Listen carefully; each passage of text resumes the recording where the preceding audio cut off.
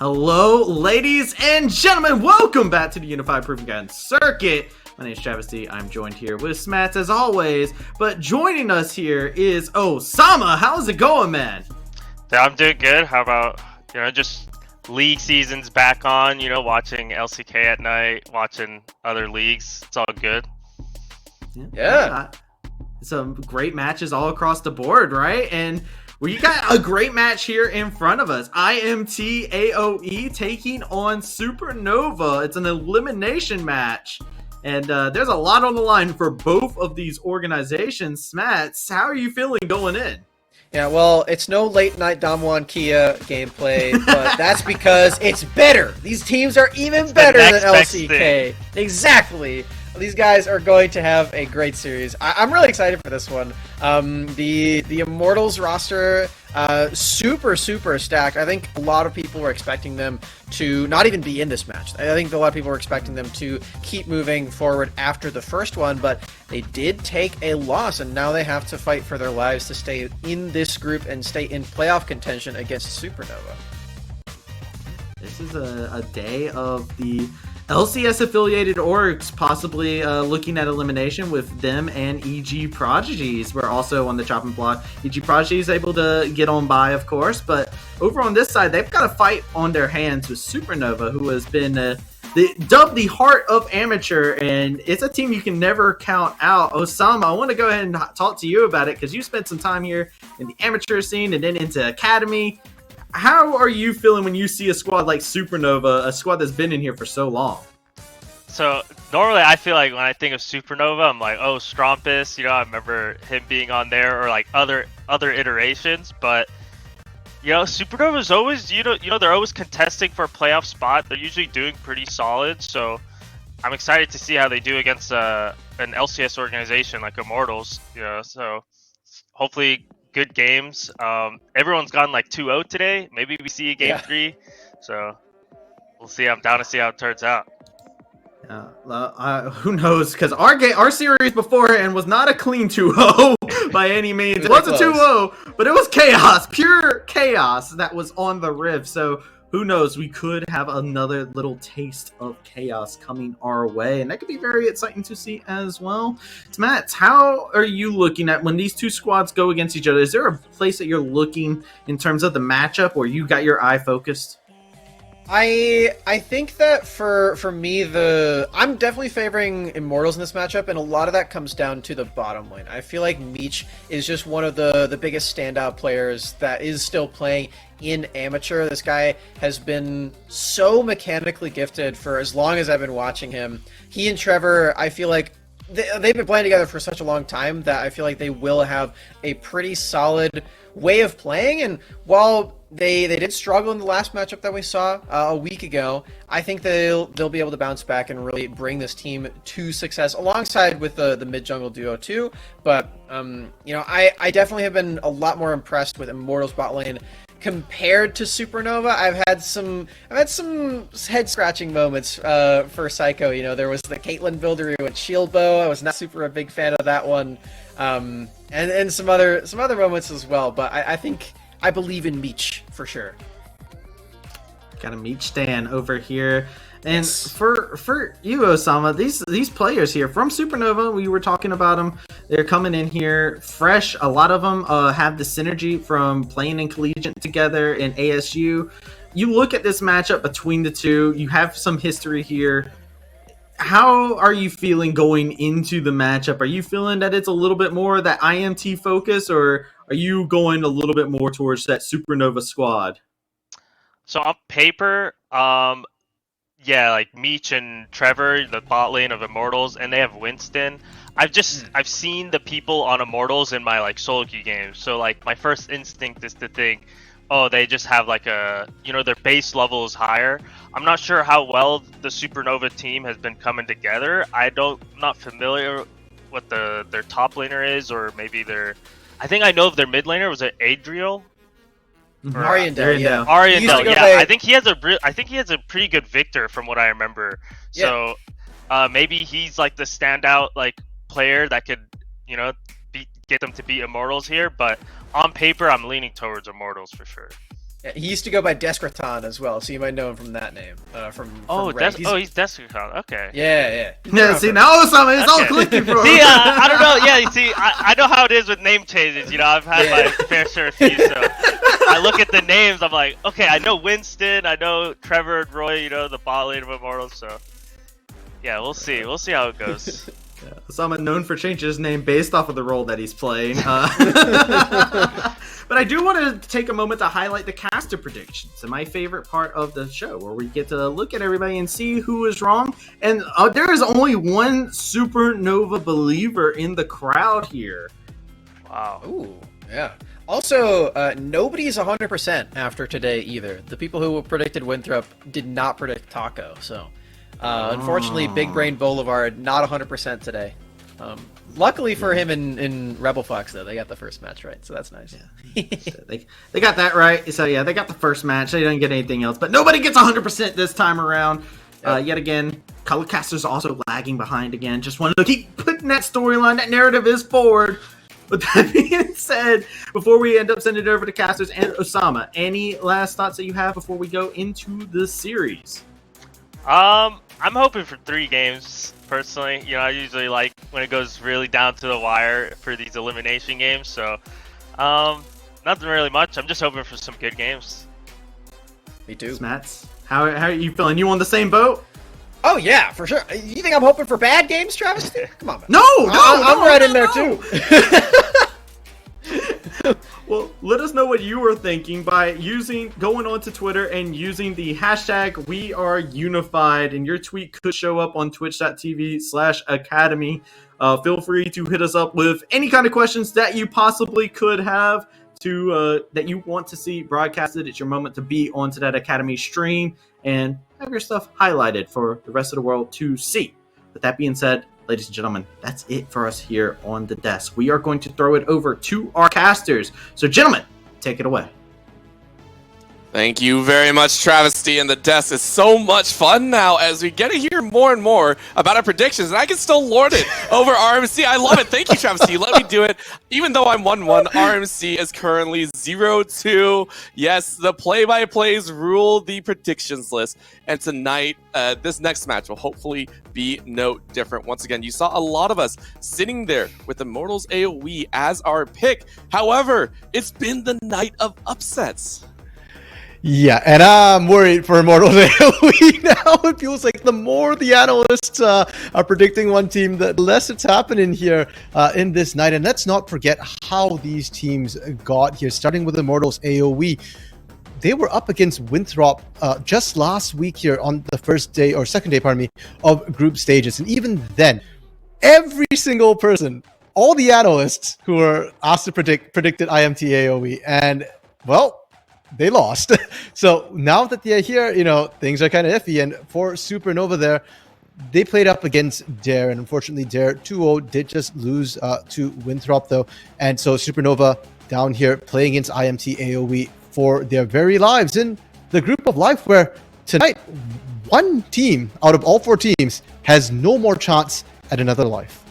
This is, even in the group of life, there has to be just somewhere to make that life meaningful. I just got super philosophical, and I do apologize. So, getting into it, though, Supernova will be rounding out on that blue side. I believe it was Immortals AOE that actually chose the red side here in game number 1. And of course, automatically, we do see the Karma Band of Wave first. That was a pivotal one that a lot of people have shown a lot of priority on. Same with the Caitlyn, though, banning that one right away. Now in the jungle and mid, taking out the Zins out and TF these bans coming through very, very quickly. Yeah, the Twisted Fate, especially against the likes of Ariendel here, who you heard on the desk previously.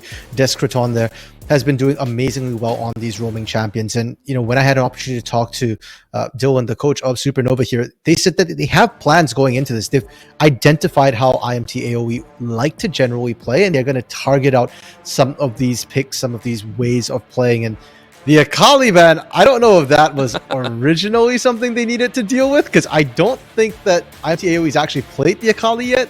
But after the last game, yeah, ban it. I'm saying it feels like the old school Fizz tank. It's such a nuisance. Base damage running rampant, and so I have to agree. Right after that game, you're just like, no.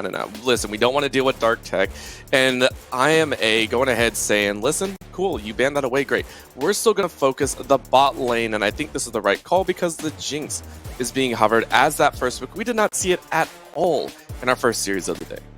Yeah, banned away in game 2 there, but between both these AD carries, Psycho and Meech here, Jinx has been their most played AD carry throughout this tournament, is very high in terms of the tournament meta as well.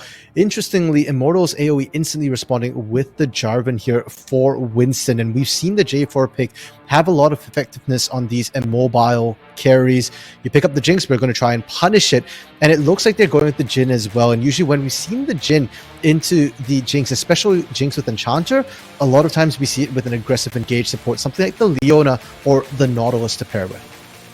I mean, it is an option here as well, so still have a little bit of time to play around with the support picks, especially since 2 are banned off. And I have a question as to whether they'll pick it up here. 1 more to go if they want to blind pick mid or a top. That could be an option for Supernova. But it's tried and true, right back to what works and sometimes what doesn't in the jungle. The J4 and Lee Sin matchup will be making a return, albeit with a bit of a difference. Double ADC composition coming out for Supernova. Yeah, and even though Corki is technically an AD carry, he often plays slightly differently. He plays more like a mage, does AP damage as well here. And it's a bit of a different look from what we've seen from Supernova. Yes, Ariandel has played the Corki before, but out of the last, how many games is it now? 7 games they've played, Corki is the one pick which isn't a global style champion like the Rise, like the Galio, pardon me, like the Twisted Fate. And unfortunately, when Supernova did pick that Corki, they didn't win that game. They have to get through the early phases of the game, which is normally where they shine. But without Ariandel to sort of provide that global pressure, their early game, I need to see whether or not they can shore it up with the top side or maybe with the support pick here. Yeah, this is something that they will have to opt for. However, we do get that staggered staggered pick list here. Both a solo lane and an ADC and a jungler have been picked for Supernova, whereas the bottom lane for IMA have been rounded out, so you can start to see exactly where they go. Immediate support bans coming out for IMA. Meanwhile, on the top side, immediate top lane bans. The Gwen, I think, rightfully banned away from Anime Girl. It is one that he does like to play. I think he played it last week as well, so very, very solid ban. Yeah, most played champion right now, and something that he's willing to blind pick even into bad matchups. I'm a little bit surprised that Supernova are, trying to maybe pinch the mid pool a little bit here, considering that now Immortals AOE, because they're picking their solo lanes, and they know where the Corki is going most likely, they can counter pick the mid lane right now, save the top lane counter pick as well. And for a team like Immortal AOE, even when they lost to Winthrop, their individual skills and mechanics were on full display. They're a very strong mechanical team. So I feel like giving them counter picks is always something that you have to be very, very careful of. This is going to be very interesting. The Lulu and the Camille again, kind of expected to come out here once again. Still targeting the top lane. The Lulu, I'm surprised, actually made it all the way through. I was thinking that maybe it would have been picked up very early on, instead of the Corki. That one could have been left to the side. Now Shochi, with this Syndra, it seems to be the blind pick of choice, which in the current meta makes sense. However, this champion has been left open, a hover over the Akshan, a hover over the Azir, and now a hover of just about every single champion in the game. We'll have to wait to see what they want to pick up here. They have to pick a support and top laner. It's going to be the Mundo. It's a safe support, safe top, to pick up here, but against somebody like Anime Girl, when they're given counter picks, there's a lot of things they can go to, and because you've already got the Leona and the J4, Anime Girl doesn't have to pick something supportive or tanky in the top side. You can go for those carries to deal with, which is, I guess, why we saw the Gwen and the Camille sort of picks UJC into the Mundo here. Now, the Nautilus pickup as well is worth noting for Supernova. It won't be the Enchanter. Instead, they're going for a very, very tanky frontline to soak the damage and buy time for Psycho on this Jinx, rather than trying to buff up the Jinx and provide that direct protection here. Yeah, 2 different ways to play the protect the ADC. Sometimes a good defense is as good as a great buffing utility for the offense, right? That's totally how the saying goes. Top lane, though, Anime Girl taking that Graves. This is another one that you kind of chip away at the opponent. The difference is this is a Mundo. Once you hit that level 6, has a built-in regen factor that, you know, the Malphite that we saw earlier doesn't really have. Well, that's when you buy the heal and cut. The Executioner's calling to try and cut some of that damage, but Graves does great into a lot of these melee tanky bruisers where you just kite them out for days. You use your range advantage, you've got the dash, you've got the smoke screen, the slow as well, and Anime Girl can take over. We saw Niles on the Graves as well. Even when you're behind on the Graves, or even when your team is behind on the Graves, split push will always be a big threat. And when we look at Supernova's composition, we talk about that really beefy front line. We talk about the Corki, the Jinx scaling as well. Really strong, and when they have that range, that space to play with. But none of them are exactly great at split pushing, so they don't have a great answer if Anime Girl gets ahead. And for Immortals AOE here, I feel like it's kind of familiar territory. We've seen these sort of compositions come through from Maryville here, and unfortunately with Immortals AOE, you know, like when you've got something like a Syndra, you're kind of in the early game when you've got a utility AD carry. Granted, you've got a secondary in the top side to make up for that lack of damage here.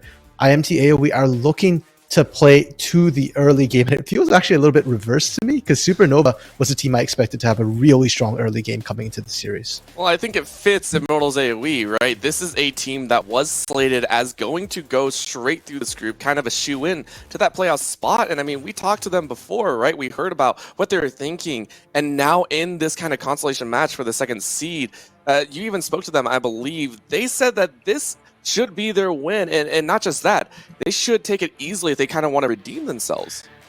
Yeah, no, for them it's do or die, or not even do or die. It is just failure is not an option for IMT AOE. They're putting immense amounts of pressure on themselves because there is that expectation and they believe that they should be playing up to that level. So IMT AOE, this draft shows it, right? It's an early game draft. You're looking to make plays happen with the J4 early ganks down. You're looking to dominate every single lane.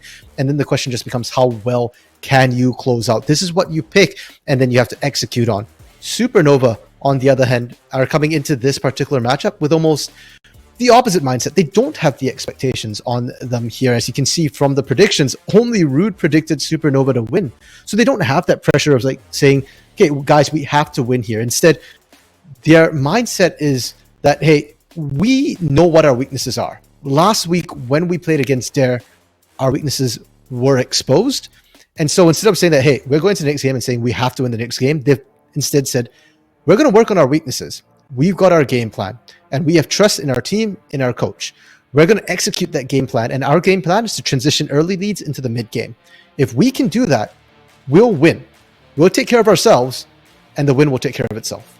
Yeah, and that's such, I want to say different mindsets. It's kind of interesting. I sometimes here on the desk and sometimes on the analyst desk or broadcast desk, whichever one you want to pick, we don't get to talk about that as often. It's very, very difficult unless you've been a player to kind of figure out how those mindsets affect your gameplay, right? The mindset of having to perform to perfection. And I want to talk about that because that can be a double-edged sword. You said it yourself, right? The fact that this is due. They cannot fail here. And that can sometimes force play to change, right? A normally aggressive team, if they feel they have to win, might not take those early game fights, even if they have an early game composition. Potentially. And my eyes especially are drawn to, of course, their solo laners. The players we say have a little bit less competitive experience here. I mean, Winston's coming in from the academy scene, or has had experience in the academy scene. He's no stranger to this sort of pressure here. Meech and Trevor, they've been in the scene quite a while, and they're rock solid in this bot lane here. Even when the rest of the team is falling apart, Meech and Trevor are usually still performing really well. So Shochi and Anime Girl, these guys have huge carry potential. And when we're looking at the lanes, once again, Syndra, Graves, right? They're not playing to scale. They are playing to dominate here, and it'll be a good test. Can they bounce back from the loss they had against Winthrop? I know that it surprised them. They took it a little bit hard, in terms of losing unexpectedly there. But this is the test of your mental. If you can bounce back, things are looking good for them. And if you can't, then, well, it's time for the more experienced vets to kind of step up a little bit and carry them through, get their mental back in the game, and continue on in this tournament. That is something that I really, really want to see. I personally, I love a good redemption story, right? The story of a team that was slated to win, kind of falling down, failing expectations, but rising up to the occasion, giving themselves back that glory that they so miss. Because, I mean, even if they lost the first series, if they make that playoff berth, they will have a chance kind of at revenge, especially since Winthrop round, right? There is that chance that they will face off once again and get that much needed win over them. And even then at that point, that would be a much larger stake, right? The pot would be so much sweeter, I feel, at that point. But of course, they do have to focus here and now against Supernova. The orgs may have a storied past, but the players are a little bit fresh to the face. So we'll go ahead, go to a very short break, ensure a clean and perfect broadcast, hopefully, of course, for you viewers at home. So please don't go anywhere. Be right back with the first game of Supernova versus Immortals AOE.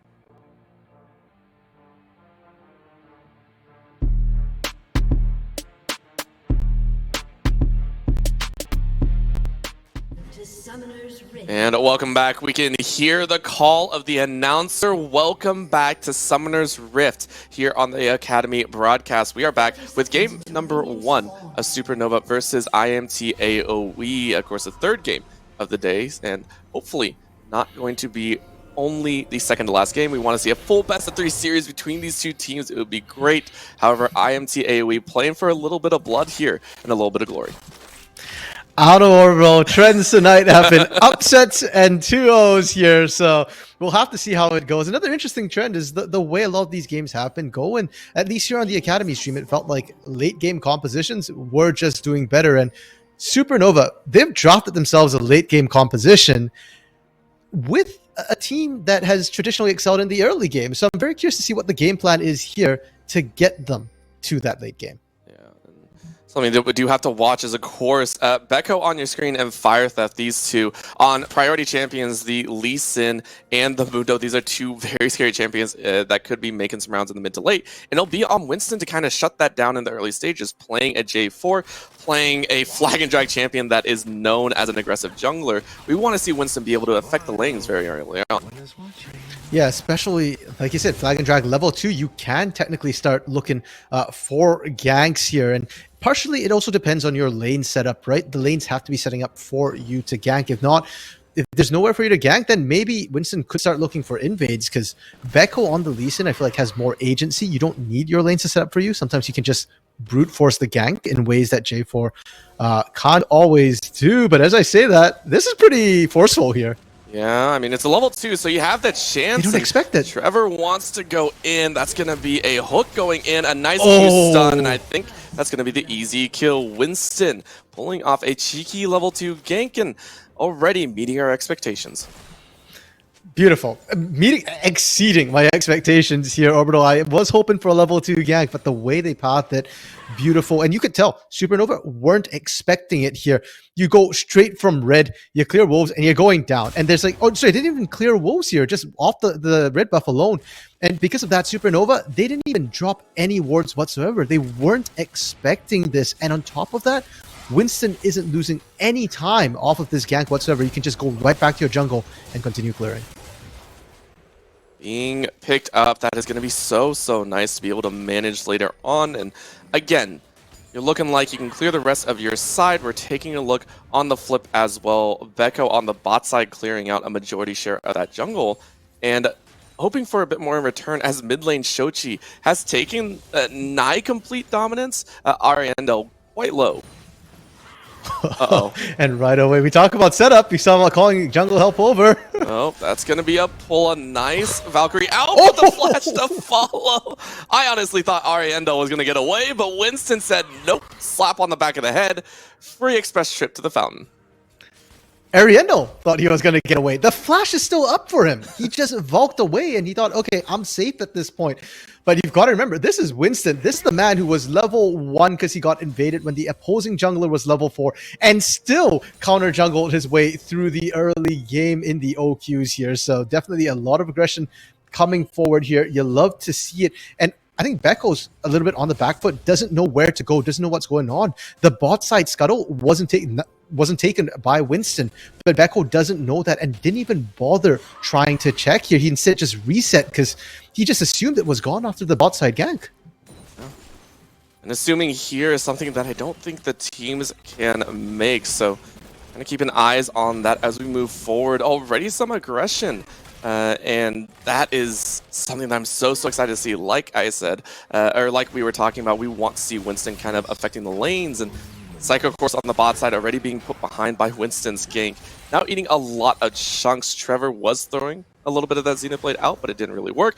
Ariendo, though, in the mid lane once again, eating a bit of damage. Shochi, though, hiding behind that little minion, is able to dodge out on the shock.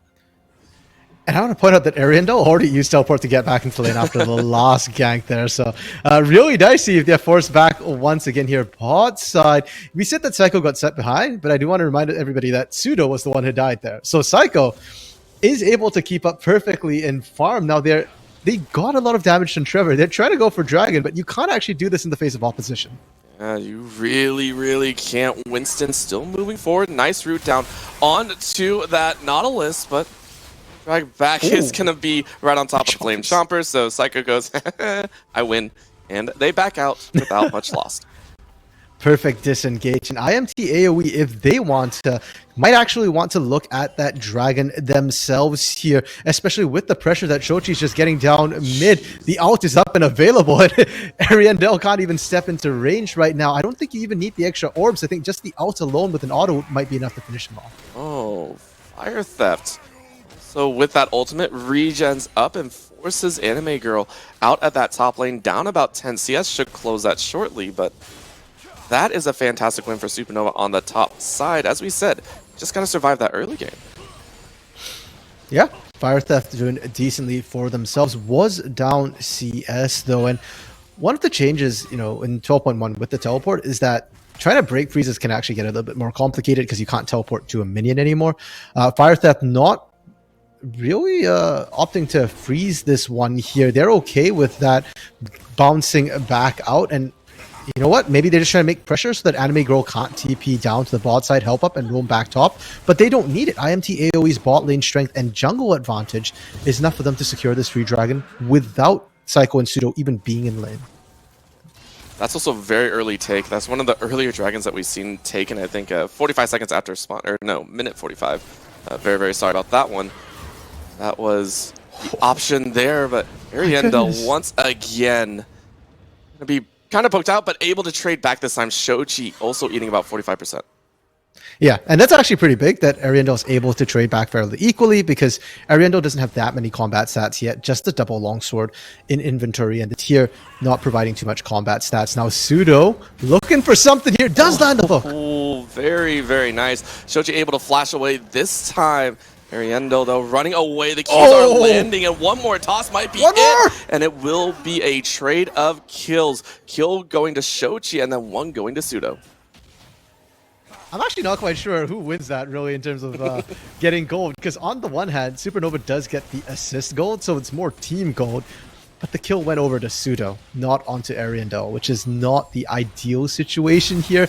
You want to be getting that Corki up as quick as you can in terms of that scaling, and Shochi did secure the solo kill, so if anything, I think Ariandel's lane is still going to get a little bit tougher. The CS might be a little bit more difficult to get, and the moment that ult comes back up from Shochi, you know what? This time we saw Pseudo roaming. I want to see Trevor there first next time. I want to see Winston there first next time. So many players that we kind of want to watch be that menace on the Rift. And on the bot side, Trevor and Meech keeping that wave contained. Who's that Becco is able to draw out the Rift Herald. Of course, it is on a ward, but I mean, what can you do, right? Everyone else on the bot side, Winston farming away some Krugs. So at least Supernova will be able to use that, potentially get a first tower, and try and play for some extra plays. Oh, top side though, Anime Girl not having the best of this trade. Does have the Vamp Scepter now though, so at least that's a little bit better. I don't think... Okay, there's a pink ward. I was like, I don't think the missile actually hit. Well, they are going for it, and Ariendo says, hey, guess what, Winston? You're not going to enjoy this. At least it's a trade back. Final shot lands, and the flash once again. Winston is playing so aggro. Pseudo is going to take a little bit of damage, but the Ignite, not enough to take Winston's life. Phenomenal play from IMA. The tower dive, in the face of adversity, still able to come out without any deaths. Okay, and Becco's looking to try and capitalize here. I don't think they've seen... Okay, yeah, the pings are coming out. They need to disengage Meech on their own. I want to highlight part of how that play went down, and Trevor's flash. You can see it's down there, but Trevor was super healthy. Trevor wasn't in danger of dying. That flash was what saved Winston. Trevor actually flashed in front to take the hook from Pseudo there to get Winston out, and this sort of teamwork is what we want to see from IMT AOE. It's what was missing from their plays against Winthrop. Something that you want the camaraderie, right, from the players, and it's happening again. Just 30 seconds later, Immortals AOE say we're not done with this bot lane. Unleashed power being used. Winston being able to jump right back in. The Dragon's Rage is going to land some damage, but Shoji takes the life of Becco. All of that off the Herald play. They were trying to answer back, but they're starting to lose pace a little bit here, Supernova. They're a little bit behind the play, so Shochi able to shove out, come back down. The resets came through from IMT AOE as well, and Meech once again has to be a little bit careful about getting caught there. Meech, I don't think actually got the reset the last fight there. Had to come back in, so a little bit low on mana. Still sat on a ward. Yeah, I'm not sure why he wants to, because now he's got out. Oh, he does get the flash off. I don't think Pseudo can follow, but first time you recall on a pink ward, second one you just recall on the ward. First one I feel could have been taken down a bit.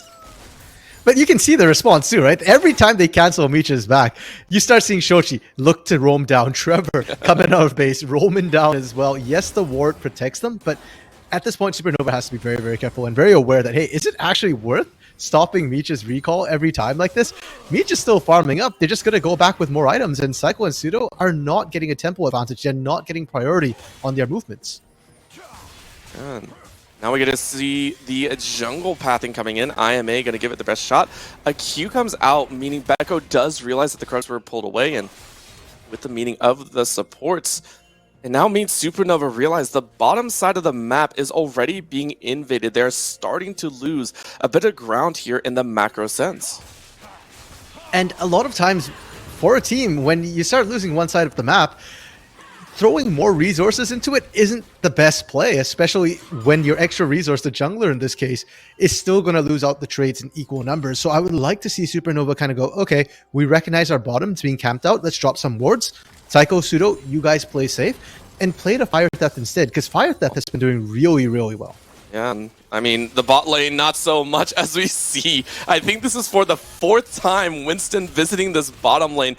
This one probably the longest that they've done, waiting a full wave. This is about 15 seconds of action, and they call it. They just go right in. The curve of the bullet landing, and Psycho falling for a second time. Winston just getting out of tower range. Last shot to land, slow down Ariandel, and drop. I believe that was the bot lane, so they're going to go with Shochi, saying, hey, I'm ready to go. Nice stun lands onto the Corki, and this is going to be the closure that they want to finish out this bot lane dive. They take a clean 3 kills and don't care at all what Supernova have to say in response. Becco, wanting a bit more, gets a smite on the red buff, but still, IMT AoE ruling the bot lane. This is definitely a very different IMT AoE, and we had questions at the beginning of the game here, Orbital. After that big loss to Winthrop, how is Immortals AoE going to bounce back? Apparently, they're going to bounce back real strong here. Their bot lane dives have been very, very clean, and Psycho Pseudo overstayed a little bit. They actually had vision. They knew Winston was coming down. They knew Trevor was coming down, and I think they thought that, okay, we can handle this. We'll just call the TP in from Ariandel there. But you could see by the time the TP was in, Psycho had already dropped, and yeah, we get to see the repeat on the dive. Notice that there was the wards right there. There was the one at the red pit. They saw Trevor and Winston rotating around. They opted to stick, and right here, you should have just disengaged completely. Meech was not able to run under the turret. You overstay, it's too late. Psycho is dead, and maybe you can survive 3v3, but 4v2, that's definitely not going to work out. Minions or not. This play here, Shochi having the priority angle on Ariandel and then the follow through, right? This was as clean as you can get, and it's all because of that captain, J4, the general of the army, leading his team, and we even said it as well, right? That is the player that we wanted to watch make the plays happen. Now, 4-0-4, kill participation in 8 of the 9 kills, has absolutely proven himself here in game number 1. Yeah, and all of this, though, is coming at a cost. That cost is Anime Girl. Ariandel! Ooh, flashing away from one last orb. Shochi so close to putting a 4th on the board as well. Wait, is that a Hex Drinker that Ariandel had to build really early to survive? Yeah, that was first item that was completed, I believe. Wow, you know it's rough when that has to happen. A lot of times you'll see them rushing Immortal Shield Bow instead, and they're trying to find a fight. Yeah, well, the fight found them as Fire Theft was able to clean out Sochi on the back line. They were able to take down Pseudo, but Becco just wants to get away with his life. A 1-for-1 trade is not the worst thing in the world. And I think IMT AoE will be okay with that cautious tail of an invade. Yeah, in fact, you even get the bounty that was on Shochi there for Fire Theft. The problem, though, is this is what happens. Simone, you leave Graves alone, right? We saw it in game 1 of Maryville there, where Niles just takes over. Anime Girl, this entire time, I was going to say that IMT AoE's success on the bot side came at the expense of Anime Girl. Anime Girl has been completely left on an island. Becco invading, taking away red buff and all that stuff. But the moment you take your eyes away, now that you've got enough pressure down bot side, Anime Girl gets to rejoin the game. Now, Meech might be on the receiving end of a dive. Shochi trying to get down here. Yeah, and this is a little bit of revenge, but the Gale Force already being done means so Meech has way more mobility here. They're so low right now, and a couple more shots could mean their death. Is this going to be the 3v1? Pseudo says no, it's not, but they gets 2 more. 1 more shot is going to be there, but no, Psycho is going to survive. It's still a chance at a follow-through. Oh my lord, Meech plays out of his mind to make it a 1-for-3. That's your AD carry. You just pulled that off there. I don't know what to say. We had questions. Can Supernova? What was the early game plan? It don't know. Doesn't matter. The early game has been completely just ripped apart here, and good play from Winston and Anime Girl as well to punish the mid lane. Anime Girl, though, might be in trouble. Yeah, and I think Anime Girl is going to fall here. Rocket from downtown, able to be dodged out, so at least the kill does not go away. And Anime Girl got away. I for sure thought that was going to be death, but with the collateral damage, able to make an outplay with the rest of the team there to cut it off. IMT AoE once again stave off death. Anime Girl, I love you. That's got to be the sexiest 0-0-0 scoreline I've ever seen on any player. I mean, Anime Girl's showing so much pressure, getting out as well. And granted, you look at all the stats, it doesn't look amazing. Oh, we get to rewatch this from Meech. Okay, we said it was a 1v3. I actually want to point out it's like a 1v4 because the Nautilus does get down there first. But Meech is just outputting so much damage here. And they're just literally waiting for the reload. Psycho barely gets the kill. It's great for Psycho, but the cost is just too high for Supernova in general.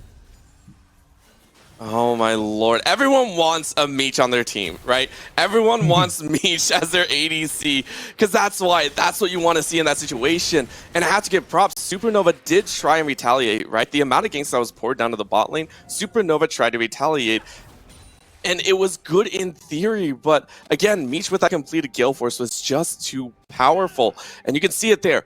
4 members of this IMA squad top the gold chart. 7K on a majority of them. The next one down is 500. Fire Theft now going to feel the weight of that gold difference as they chase down the Corporate Mundo, who sees his stocks absolutely plummeting. Goodness. Now on the top side, we see a return value as well. This is a cross-map battle as a kill of the top end support comes through. Supernova going to try and fire right back. Super Mega, that target does land. Anime Girl wants to aggress back, and they might be able to find it.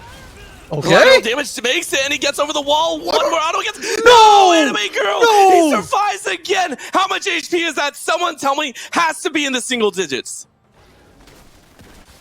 You can't keep getting away like this. This is insane for IMT AOE. Thankfully, for Supernova, they at least get the top lane turret. There is objective bounty gold on that, and oh, Psycho overstayed for it. You know what? Worth. Yes. Worth. Okay, I agree with you, RMC. Definitely worth. 450 gold bounty picked up as well. Yeah, Psycho tried to tell us, oh, calm down there. Meech is good, but I can 2v1, 3v1 as well. Able to find the turret and the kill on the back end of it. For Supernova, that's probably the best case scenario in this position. But when your best case scenario involves your top laner dying, your bot side turret taking an absolute beating, and potentially losing a dragon, you know you're deep in trouble. Actually, they might not lose the dragon here. Not. If Ariandel has anything to say about it. Flagon Drag used, and that means to go in. The package is down. I think it was timing out, and I mean, why not? They are going to pick it up. Nice bounty collected. Anime Girl, though, stepped up a little bit too far and is going to fall. So they pick up the dragon, the bounty gold on top, as well as a kill. I think Supernova are going to get feel very good about themselves. Okay, we just got confirmation from production that this actually happened. Anime Girl survived that topside fight with 1 HP. Psycho will not survive with any HP, this particular one. Oh man, hashtag skilled, I believe, is the call that many players said facing a Syndra, and it's coming back to haunt every ADC here. Psycho falling for his 5th death. And IMT AOE absolutely out for blood right now. Yeah, you can see that they're just sieging into this here. Oh my goodness, Pseudo. Oh, one more shot. Couldn't make it happen, though. And no curtain call to finish it, but it doesn't even matter, right? IMT AOE just saying, listen, we don't even care about kills. We have almost a kill a minute. Let's look for the inhibitors. One more catch. A sweep from Sochi means that these inhibitors are open. Cannot be finished off, though. IMT AOE say we've taken enough. We have plenty of gold to back with, and we're going to prep for this Baron. We want to make sure we close this out nicely. Oh my goodness. IMT AOE, they're playing really disciplined this game. Like I said earlier, they were lacking this sort of discipline in their Winthrop game, but this time we're not overstaying for anything. They're knowing exactly what they're willing to trade. Hey, Psycho, you want to take your top turret? That's fine. We'll trade somewhere else on the map. Then we'll come back and kill you. Hey, Arendelle, you want to take that bot side? We'll give that to you. We're going to break your base wide open. And now you've got 2 exposed inhibs. IMT AOE, they're incredibly strong right now. We talk about wanting to find fights around neutral objectives. The inhibitor is basically a neutral objective at this point. Oh, well, Becco actually jumped a little bit too far. The Lee Syndrome gets him killed. And now the curtains open for what could potentially be a second-to-last act. In goes Trevor, though, and doing the same thing as Becco is going to trade his life back. Winston ready to go with a little bit of a jump in, but the healing regen from Fire Theft stalls him out from charging. Yeah, there's not... there's healing cut on Anime Girl, but I don't think Anime Girl actually tagged up Fire Theft, so... Pseudo! What? Pseudo. You throw the hook after the CC lands, and you're still going forward. That might be the opening that they want. Anime Girl flashes for the shotgun kill, and Fire Theft is going to be run down. Anime Girl still wants more. Down goes the smoke screen. Down goes the players as Supernova lose 4. Becco now up and alive, but Baron is calling IMT AoE's name. Okay, I was out here talking about Fire Theft and one single mishook. We talk about Lee Syndrome. What do you call it for the dredge line for Nautilus? Because I think that one was more deadly for Pseudo there. Unfortunately, getting caught, getting absolutely punished. And now, that's a 22-minute Baron we're looking at, Orbital. When your base was already cracked, IMT AoE, you can go for the 1-3-1. You can take every lane at the same time. And Supernova, they're reeling here. I'm struggling to find a re-entry angle for Supernova into this game. I have to agree, right? There aren't many options, right? We said that Supernova had to scale the late game. We said that they had to reach those item breakpoints for their 2-star carries, Ariandel and Psycho. This Jinx and Corki do have the potential to break through this front line of IMT AoE, but you lost the early game, right? At 23 minutes, you are staring down the barrel of a 12k lead, 8 towers to 2, where a single death can mean a base gone. IMT AoE understood the assignment and got an A++. Yeah, and even now, this is a 2v4 situation. Oh, you know what? 2.5. The long-range snipe from Meech makes it a 2.5 versus 1. Yeah, and before I'd say, 1-3-1, split up Supernova, they don't need to do that. They brute force just into the base right now with the minions, and they can just take all the inhibitors. They can play this by the book. 15 seconds before Pseudo comes back up, but the depth charge is down as well, so the engage is certainly not as potent as it needs to be. Yeah, and this curtain call is just used as a zoning ultimate, just allows a majority share of IMT AoE to jump in. Fire Theft wanting so much help, and the collateral damage doesn't bring the kill, but drops everyone low enough to force them off the inhibitor defense. Now it's going to be IMT AoE rounding out the last little bits of the base. They are making this look clean. They are saying we want to leave no opportunities for Supernova to come back. You are going to have to deal with supers, double supers, for the next few minutes. They have to go. Is that going to happen? No, that's going to be the package zoned all the way in the back, and it does zone him out very, very well. But the kills come through right back in just annihilation, decimation, pure carnage in favor of IMT AoE. They clean house, take 5 lives, and are going to go ahead and finish out this game 1 in style. IMT AoE said there is no do or die, there is only do. And failure was never an option. They're showing off their stuff. Yes, it's not a perfect game in terms of, yes, there were deaths, yes, the objectives were given over, but this is about as perfect as you can expect at a semi-pro level right now. IMT AoE, they aren't here to play. They're here to get the job done. Yeah, it's just a 9-5 for them, and with the Baron Empowered Minions, I think it is over. Winston laying down the last few hits as soon as they stop fighting Pseudo there, and one more kill. Wait. Okay, should be finished off here. Winions for the win. It is going to be 30-9. Well over 1 kill a minute for this IMT AoE squad. RMC, we said it. IMT AoE have a lot of pressure on their back. How will they respond to it? Apparently with a lot of aggression and a very quick game. Yeah, we're talking about, a lot of expectations and self-pressure versus no pressure at all. The pressure is definitely helping IMT AoE here. And for Supernova, in their defense, their coach, Dylan, prepped for the game. And we've seen their preparation in the early game often take over the early game. I completely believe they prepped, but I don't think anybody was ready for IMT AoE to show up like this. This is not like how they've performed at all throughout this tournament. I think this is the IMT AoE we were expecting when we saw their seeding at, 4th seed going to OQs, 3rd seed coming out of OQs. We expected this to be sort of their ceiling coming out of things, because they are a new team. They are still a dev team. They're still working on things. And tonight, they're hitting that ceiling for now. I want to see them break beyond that ceiling and go into game 2. I want to see Supernova go back to what worked for them before with the early game compositions. Yes, you had a lot of skill on your side, and if you got to that point, you probably could have won. But you can't get to that point right now. Not against this IMT AoE, not with this sort of draft.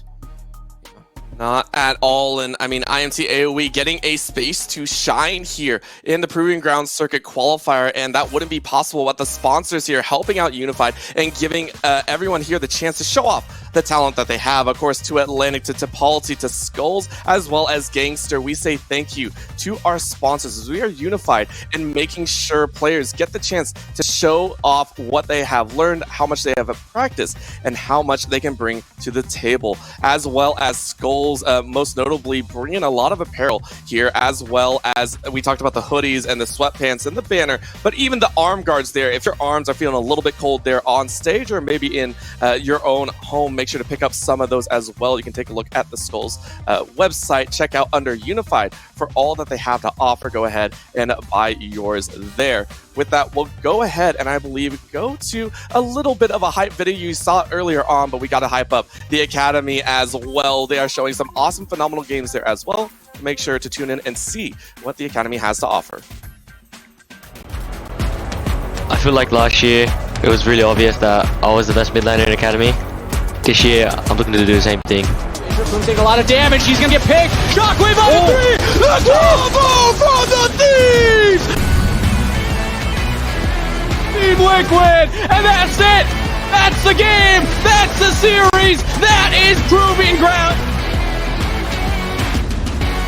What helps people improve is not being afraid to take risks or kind of push a lane to the limits. Getting low, but he can look for another one. He does get himself stunned, but again, the healing is just so massive. Mrs. Sakuto takes out his back on. He finds it with a Tempest. That's on! That's on! The man is gonna try and 1v3. Here comes Joey. 1v4. Oh, we find Sakuto. Harry, congratulations. Hey, I see everybody behind. Oh, the double stun. Flash from Tenacity. Oh, no. He'll get the kill. Oh, no! Why did you charge the turret? Oh! Just force them in. Tenacity with a 5-man ultimate. The rockets, the resets. Tenacity with the triple kill. And Oh my god. Your son catches Spawn in the middle of the dark passage. What a shutdown from TFSM. Are they gonna give him a pentakill on Sejuani to kick off Proving Grounds? I think they are. Pentakill to our man.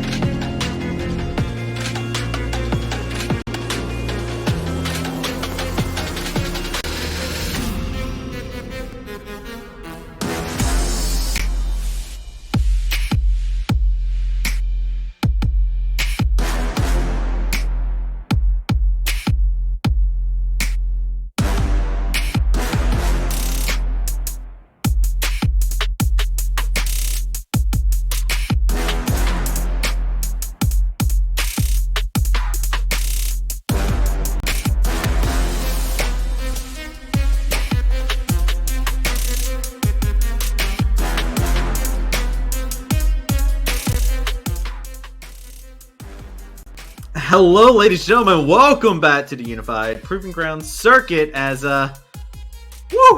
we have some chaotic games, and then we come over to here, and IMT wanting to make a statement here in their first game, boys.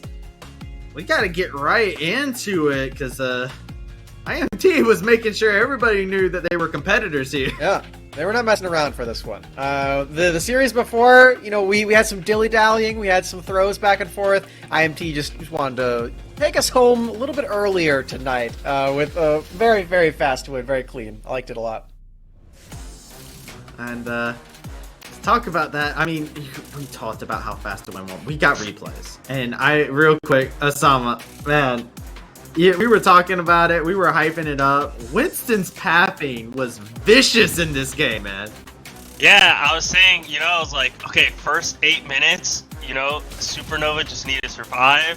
And then I come back, I just look at this Jarvan, I'm like, oh, they didn't ward, didn't they? The classic, you forget to ward against the Jarvan level 2. And then he's just going for his little Targon's proc, and, you know, you're just instantly dead by the time that happens. Like, the moment he's like snuck up behind you in Tribush, you're just dead. And then he just gets the pathing Nirvana. He picks up the Nautilus camp bottom. It's like, alright, I'm gonna go do my blue, I'm gonna go do my Gromp, just a quick little 2-piece. And then he gets another opportunity later where he skips the Scuttle Crab, and Syndra, Shoshi is doing a really good job bullying this lane. And, you know, like the first 8 minutes, you just need to survive. Corki and Jinx, both their lanes kind of got ruined. Corki decides not to flash. Jarvan gets the flash auto off, and it's just, I mean, it's just a tragedy. You know, the first 3 minutes and the game kind of just completely crumbles. And you know, Jinx, Corki, they're very strong carries, but you need some time to like scale into the game. And I mean, Winston Jarvan just said nope. So. Yeah, that pathing looks personal. I think it's a good way to put it. That Jarvan was on a mission, and it was to ruin some days. Yeah, not a lot of stuff can take a jungler away from a crab, but you know, a 300 gold little bag right there. You know, it got him off it. Props to him. You know, junglers don't like giving up those crabs. I've seen a lot of solo queue games be ruined over those things. But yeah, he gave it up. He decided to dive mid.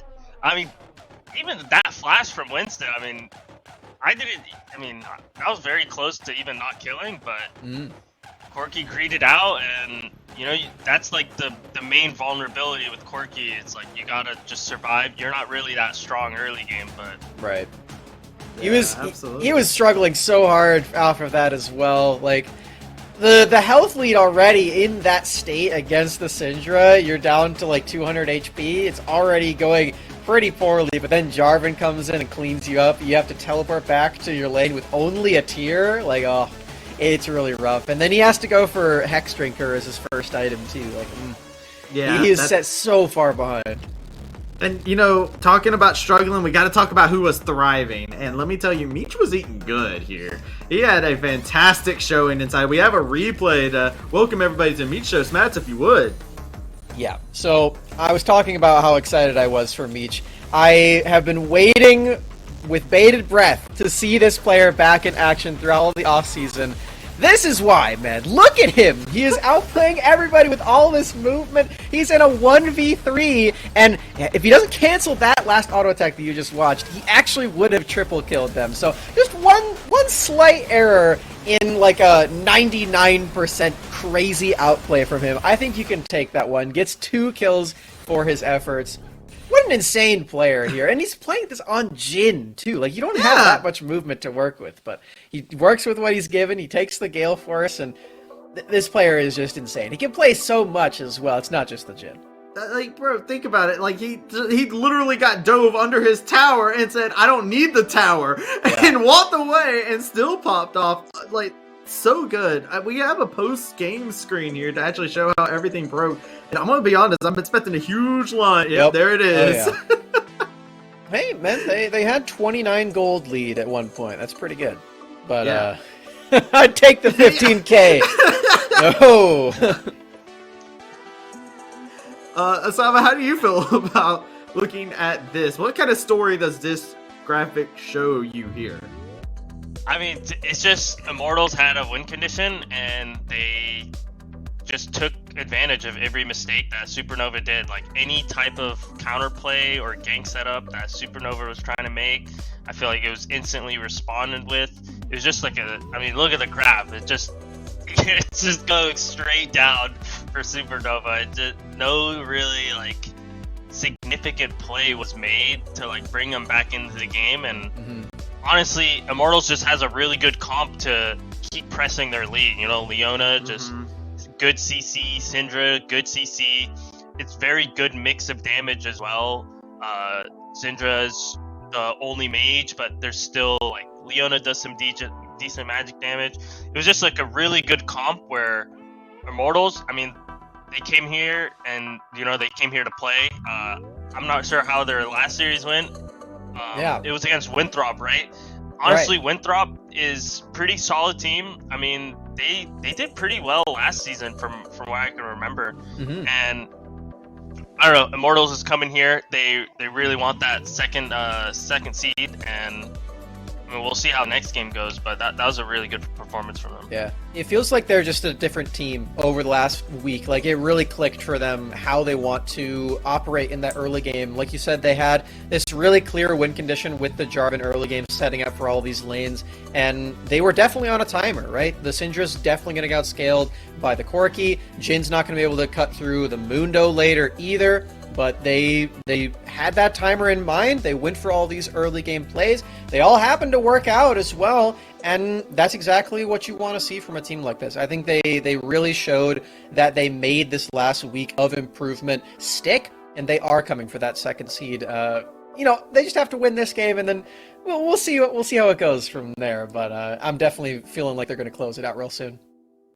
We'll have to see. Immortals, they are on the pedestal for them to be able to pave their way into that second seed, as we've been talking about it, but Supernova is looking to be in their path. So, ladies and gentlemen, the teams are ready, the casters are ready. Gentlemen, take it on away.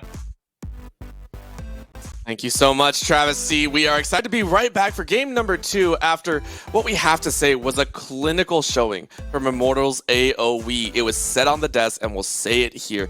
They played their team composition to a T and then some. Yeah, and good job, guys, on the desk, because really, you guys managed to say that IMT AOE played perfectly in so many different ways and highlighted so many of the different plays, because really, what else is there to say? I have one sentence to talk about for the last game. And going into game 2 here, Supernova, I mean, Smack said you're expecting a nice quick win coming out from IMT AOE. It certainly looks that way after game 1, but I don't think Supernova are just going to keel over and drop dead. If there's anything I know that this team can do, it's strong mentals, and they can definitely bounce back. I think what would be nice, again, like I said, go back to what they're used to, or just change up their draft completely here a little bit. There were a lot of strong tools for the late game, but not a lot of bridges to get them there. Even if it's just one winning lane, that might be all they need there. And we saw in the replays as well, a lot of those plays were actually kind of close. Maybe if a trap had landed, if they could get one more stun, if they had moved 1 second sooner, Supernova could have avoided some deaths, and maybe the whole game goes different. So I just want to see what Supernova can bring to the table here. I know they said they had no pressure, but maybe some sense of urgency. Yeah, and that is something that they will have to bring into this second game, as Supernova actually selected blue side once again. So we get the same sides, same styles, and it's only going to be the champions that really make the difference, something that we have talked about. I want to get your thoughts here, because both Winston and Shochi were able to play so well, but it was off the back of those early ganks from the J4. Do you feel that the J4 of Winston needs to be banned away? Does that require a ban outright? Or do you feel confident enough to maybe even just take it yourselves? So the problem with banning the J4 is I don't think you have enough bans to keep everything in the early game away from Winston. Not only does he have the J4, he's played Lee Sin, Xin Zhao, Olaf. All of these are early game junglers, and granted, yes, they don't have the flag and drag knock up at level 2 quite the same way, but Lee Sin's ability to get in there, do the damage, right up there. Even at level 2, Olaf, a single axe is all you need to land. Xin Zhao able to gap close incredibly well as well. It feels like you'd have to ban 3, pick 1 yourself if you're looking to try and target out Winston's early game jungler pool. Yeah, and I mean, it could be a possibility that they could run with, because so far the bans are exactly the same. For Supernova deciding, and there you go, right? That is going to be the J4 ban. I do agree with it. We'll see how it affects the rest of it, because as you stated as well, Immortals AOE just go, all right, well, we'll just throw him on something else that we know he can play. Let's go ahead and do that.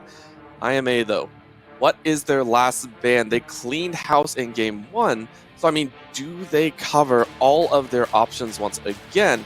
Do they swap it up? Was there a single champion that they believe in Game 1 could cause them problems? Nope. Still the Thresh. Yeah, I think the Thresh is a good ban away here. It provides so much safety playmaking as well. And honestly, even if you leave the Jinx open, you know you can handle it. You're not too worried about that. Now, Supernova did pick up the Jinx. I would like to see the Lulu, like we kind of mentioned, picked up to support that Jinx. Oh, Anime Girl, don't do me dirty like that. Don't do me dirty. I mean, yes, it's open. They traded the Akali ban for a J4 ban, but thank you. I still have... man, just these tank Akalis, man. Just no. Which would you rather have, a tank Akali or a mid Tryndamere? Hard questions here for you, RMC. Shoot me down. Yes, that's what we wanted. I'd still take the tank Akali over mid Tryndamere. Mid Tryndamere is just a whole level of non-interaction. At least, you know, Akali's got some fancy plays. Mid Tryndamere is like, oh great, they pressed R. Or sorry, they spammed E. That's the other thing they do. They just blend away. Forget Garen. Yeah, Beyblade for the win, as we do see IMA now swapping over to the other champion that we were hoping to see as well, the Lee Sin coming in here, not in Becco's hands instead, but Supernova say, hey, we have another way to counter your composition. That Leona gave us so many problems, now we'll give you those same problems, locking in their bot lane very early on. Okay, and I do like that. I don't think Nautilus and Leona are necessarily interchangeable here. I think the fact that Trevor on that Leona had so many easy ways of engage which couldn't be blocked, like the Zenith Blade, the Solar Flare, was absolutely massive, and I like this even more. Orbital, I said, go back to what has worked for you in the past, the Galio. Ariandel's bread and butter champion being picked up here, and I especially like it when you pair it with things like Leona or Camille. Camille's still available, might be picked up in the second round of picks and bans, and for the Leona here, I mean, yeah, the Solar Flare is just such a good way to kick things off to set up that Galio engage. Yeah, well, you know what did slip through as well? It was banned away in round 2 of bans. Immortals AOE saying, we're not letting you ban it anymore. It is going to be the Gwen for the top lane, a blind pick, an Anime Girls special. And even better, it's a great pick into the Camille. So just by picking that alone, Supernova, well, sorry, Immortals AOE don't even need to ban the Camille here. They're daring you to try and pick up that Camille into the Gwen. Anime Girl has rocked that matchup multiple times, so I doubt we'll see that particular pick coming through for Fire Theft, unless, hey, maybe, you know, they're going to constantly camp that lane. We've not seen the jungler picked yet for Supernova, as well as that top laner, so I don't know if there is a jungler here would enable that matchup to really work well for a Camille. And that's why it's actually going to be banned away. Immortals AOE willing to put the risk towards the top lane, saying, no, we don't even want to take that chance. We will throw the ban ourselves. We will force Fire Theft to pick something else up. Taking a look now, it is full support bans on the other side. Supernova saying not only the Nautilus is taken out, but the Rakan. And many players have, and many viewers as well, have also seen the power a Rakan can bring to a team composition. Yeah, I actually was thinking of the Rakan as an option instead of the Leona there, because basically Immortals AOE would like something that can reach that backline, can threaten that Jinx, and now with the Nautilus and Rakan gone, there's not a lot of engage options from the support role that can do the same. Interestingly enough, they actually pick up the Nidalee to try and deny that away from Becco. I think Becco is probably the only person who's played Nidalee so far in the Proving Ground Circuit Qualifier. Let's see, maybe it was a bug out, maybe it wasn't meant to be picked there. But yeah, I'm just surprised seeing a support pick left as R5 here. Yeah, Nidalee definitely surprised me. You could see me kind of working the gears there, wondering where it was going to go. We'll get some more information on that. But I mean, if it is, there's also... I have to say we have seen it in some locations, right? I think there was I forget which jungler it was, and I feel so bad that I don't remember, but there was someone, I believe, in the high tier challenger rating that did like to run Nidalee. It was a very much minor pocket pick, though, so it can be done. just in that composition, I do have to agree. I don't know where it would fit in. If it is there, that'll be really, really fun to see, though. As we do get right back in, I think we're going to run straight through these very, very quickly. And we'll see if that was just a mess and what other options could potentially be picked up here as that blind pick for IMA. I mean, for Immortal, that's why I was expecting the support pickup right there, right? You've already got, your top lane, your AD carry, and your jungler picked up. So you're only looking for a support and a mid. And that's what I was thinking, like Nidalee mid or Nidalee jungle, Lee Sin mid. I mean, that exists, and Lee Sin into Galio isn't terrible, at least laning-wise, but it just felt such an awkward pick there. I'm still trying to think about what support we might potentially still see come through from Trevor there, and I wonder if they're going to default towards these enchanters a little bit. Enchanters with Jhin don't feel quite as strong, but I mean, engage-wise, you've got Alistar, Rel. I don't feel like... Sure, Alistar does well into the Leona, but it's still not that backline engage that you really need from a support if you're picking an engage support. Yeah, it's so just... wondering, what are the options that they're going to bring out? There's so many chances. And again, IMA do have that area to kind of fluctuate, to kind of flex their muscles here. They won game number 1 in very convincing fashion. If they have the confidence, they can pull it out here and cause a little bit of chaos, throw a mix into the stats that everyone loves so much here at Proving Grounds, get a couple aces under their sleeves. And as we run back through, now we get back to that spot that we were curious about right before we did swap back and watch the draft happen again. All the way up to this point, it was that Nidalee. Now, if this is locked in again, we do get to theorize if this is a support Nidalee. It's not. It will be the Rel. So this is a support Rel with the Jhin, a little bit shorter range than most of the engaged champions that we're used to. Yeah, and Rel is a great counter engaged champion, so at least in the team fights will do well against the Leona, against the Galio here, but it's not necessarily giving that threat onto the backline of Psycho. And for Supernova, this is a good sign. You're not feeling particularly threatened right now, right? It's really just the threat of that Lee Sin into the backline. Now, mid lane pick up to try and counter the Nidalee actually will be picked up by Becco. Like I said, I think they're the only jungler currently in Proving Grounds playing that Nidalee in the jungle here. And what are you going to pick into the Galio for Shochi? I feel like there's so many options if you want to go for it. And Shochi does play a lot of AD melee mids as well, which do perfectly fine. Yep, there we go. Okay, the Yasuo to come through. So a very short range comp coming through from IMT AOE. Yeah, it might be short range, and that is very true. But the damage this short range composition can put out onto your team comp is ridiculous. It is so powerful if you let them scale out of control. And Becco will have so much work to do, and that is where I really want to point the fingers, kind of shine the spotlight, because Winston had a ball of a time in game 1 from level 2, was affecting the map in every lane, quite literally affecting every lane. Bot lane got a kill, mid lane got a kill, kept running the map over and over again. I think there were 4 or 5 ganks on the bot side. And now you're playing Nidalee, right? Becco has such a large hole to kind of step into and try and bring and try and contend against Winston's pressure. Yeah, but I do like the Nidalee pickup. If we're talking about early game here, Nidalee is a massive early game champion. I think at level 1, a max range spear is the highest single target skill in the game, I believe. Correct me if I'm wrong there, if somebody on the analyst desk wants to fact check me. And so, with that sort of pickup into your lanes, there's a lot you can do. And not only do you have a strong early jungler, you kind of had that last game already, but more importantly, your lanes aren't bad either. Set level 1 is really strong. Yes, Gwen is strong at level 1, but Set is stronger yet. So you can look to play through that top lane early, mid lane as well. Galio, Yone is not going to feel great for the Galio later on. Yone will outscale, will be able to handle 1v1, but in the early levels, Yone still needs time to buy the items. Yone's base stats actually aren't that amazing, so now you actually have lanes to play through, and then now Psycho gets time to scale up. I like what Supernova have drafted here. It's still that same tanky front line. It's a bit more all-in onto Psycho in the late game, but that's perfectly fine. A Jinx is one of those AD carries which can 1v5. Yeah, and now we get to see that chance of potentially Jinx actually scaling up. To give some perspective, if you did miss game number 1, we saw, I think it was a 25-minute beatdown is what we saw, and it was the Jinx not getting off the ground. Max 2.5 items was not allowed to kind of fluctuate forward.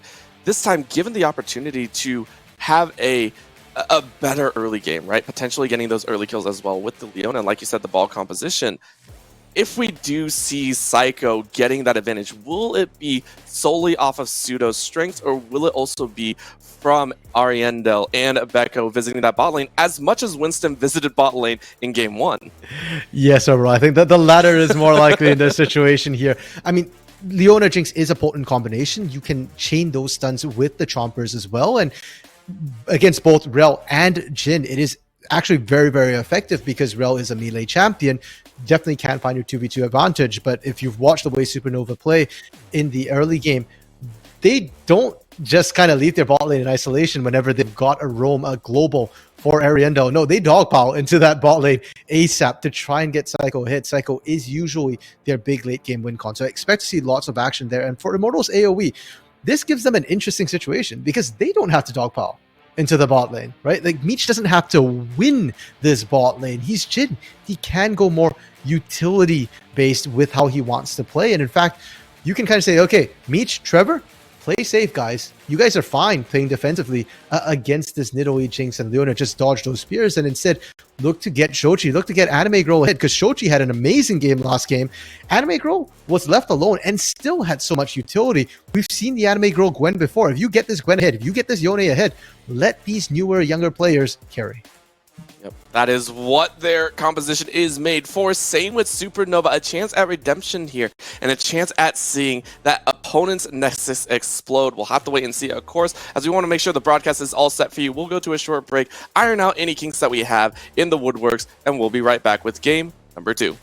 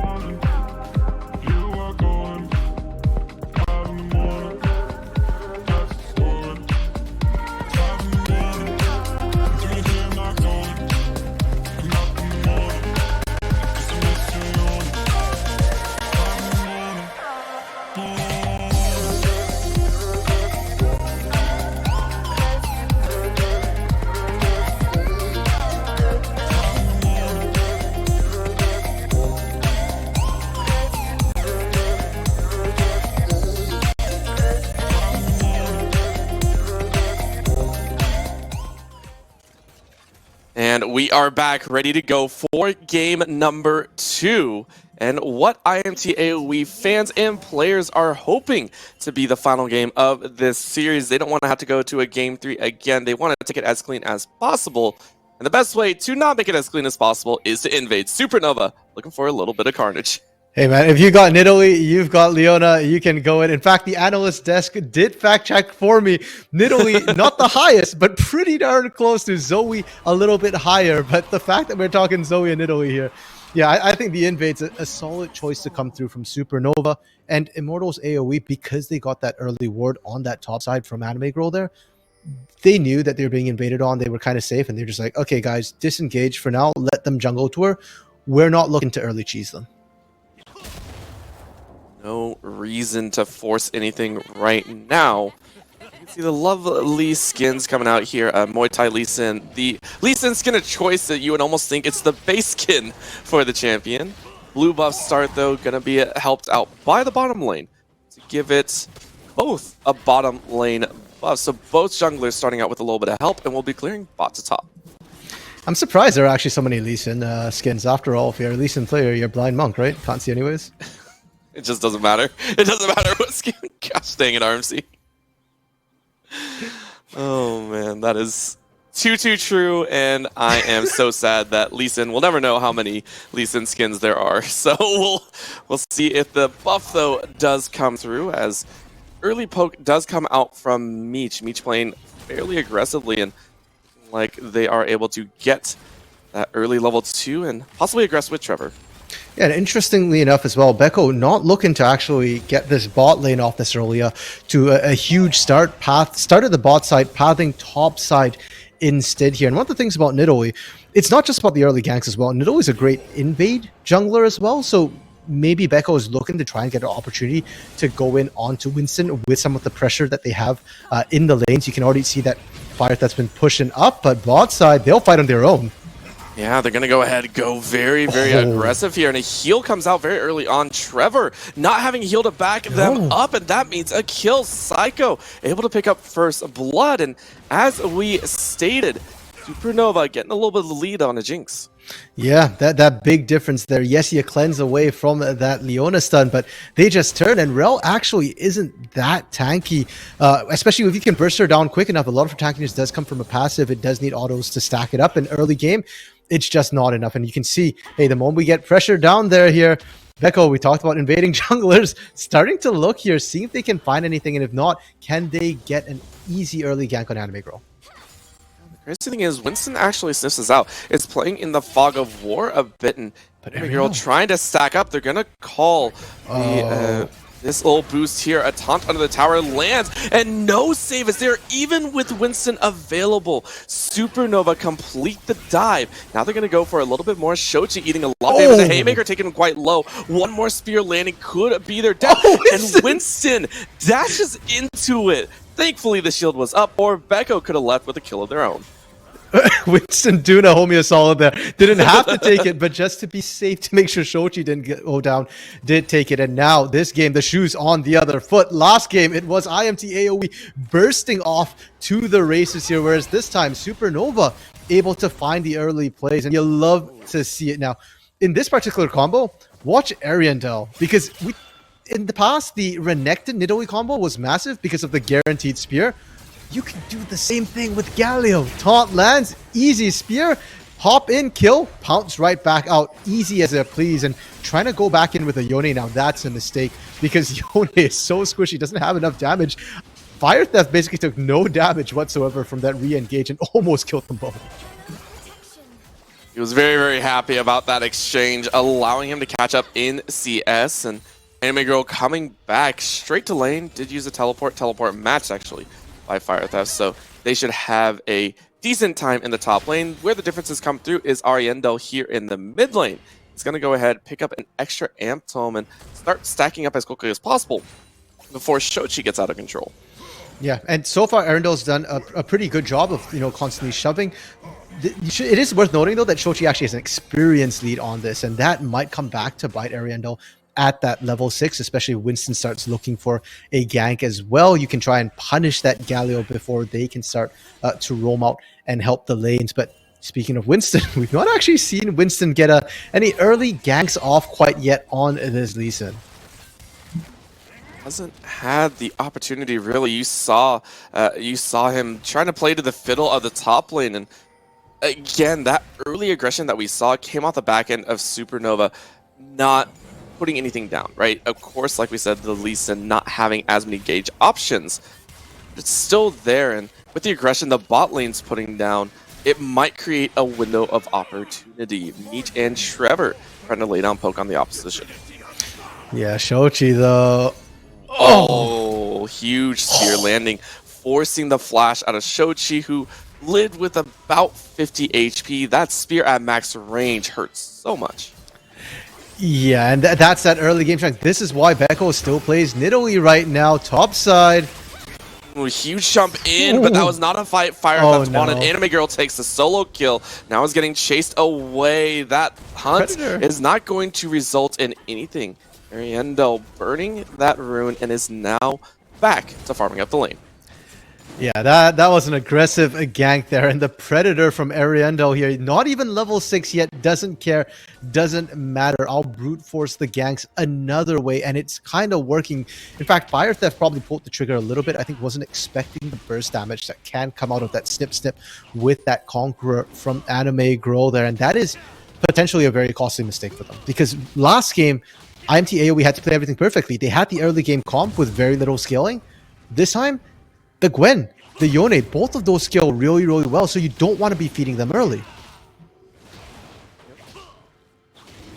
It does. I mean, it's only one so far, right? It's only one, and the CS is negligible right now. So it's not out of control just yet. What is going to affect the lane is this early Ocean, which normally we don't get to see it as often, but taking it at 7.5 minutes should allow IMT AOE to weather through some of this poke that was being laid down in the bot side, right? Psycho and Pseudo poking away. That'll be regen up. Same for the top side. Anime Girl is going to enjoy getting a little bit of a health advantage against Fire Theft, who has innate healing as well.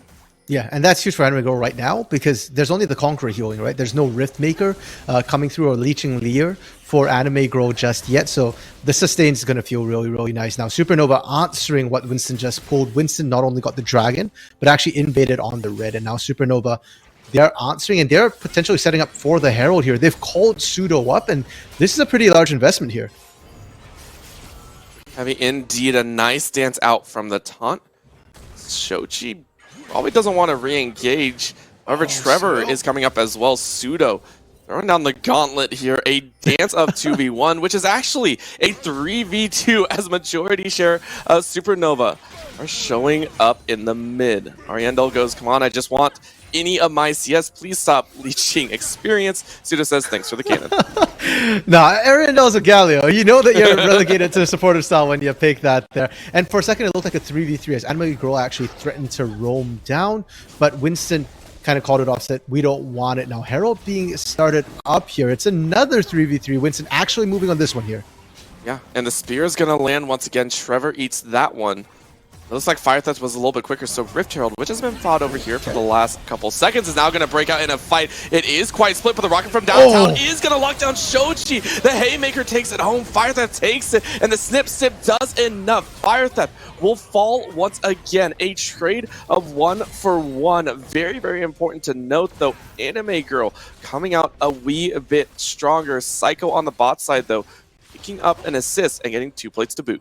Yes, Supernova are happy with the trade so far here. Might be happy here. Yeah, Trevor is able to hop away. Does have a little bit of safety, but at the cost of his jungler's life, Meech jumps over the wall, and Winston and Trevor do survive. This is not only the night of upsets, but it's a night of getting away from death in some very improbable situations.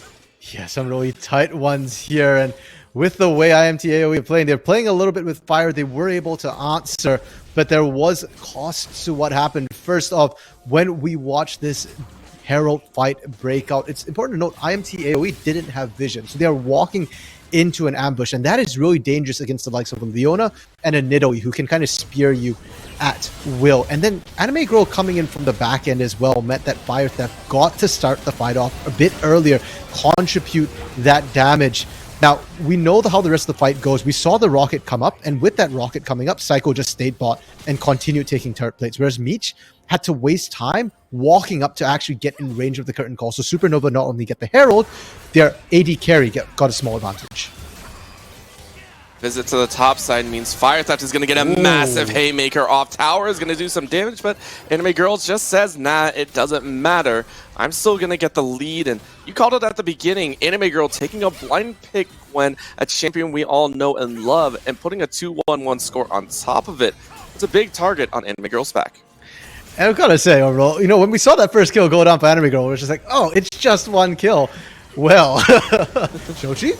Ooh, that was a very close one, and still is able to pick up the kill on the back, and one too many tower shots for Ariandel.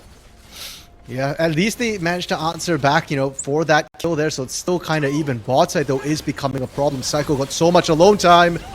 Ooh, taken very, very low, but is able to open up the curtain call. And now the firing back is there. Great stun coming out of Trevor. The soul play to slow things down. One more auto attack would have done it, but Psycho has to trade back onto Trevor. Pseudo and Psycho allowed to play out, but a flash in means a knock-up. And a W block by Pseudo. Good guy support is going to turn around. Couple more rockets, though, as Winston finishes it off, but it's still a double kill to the pocket of Psycho.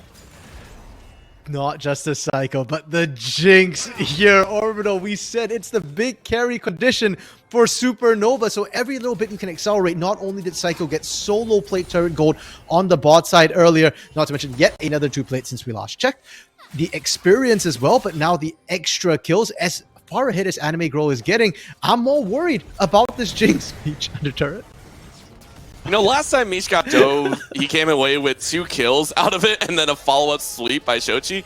This time around does not have that Gale Force in pocket, only has the steel-plated boot caps, and it's just like, nah, I don't want anything to do with that.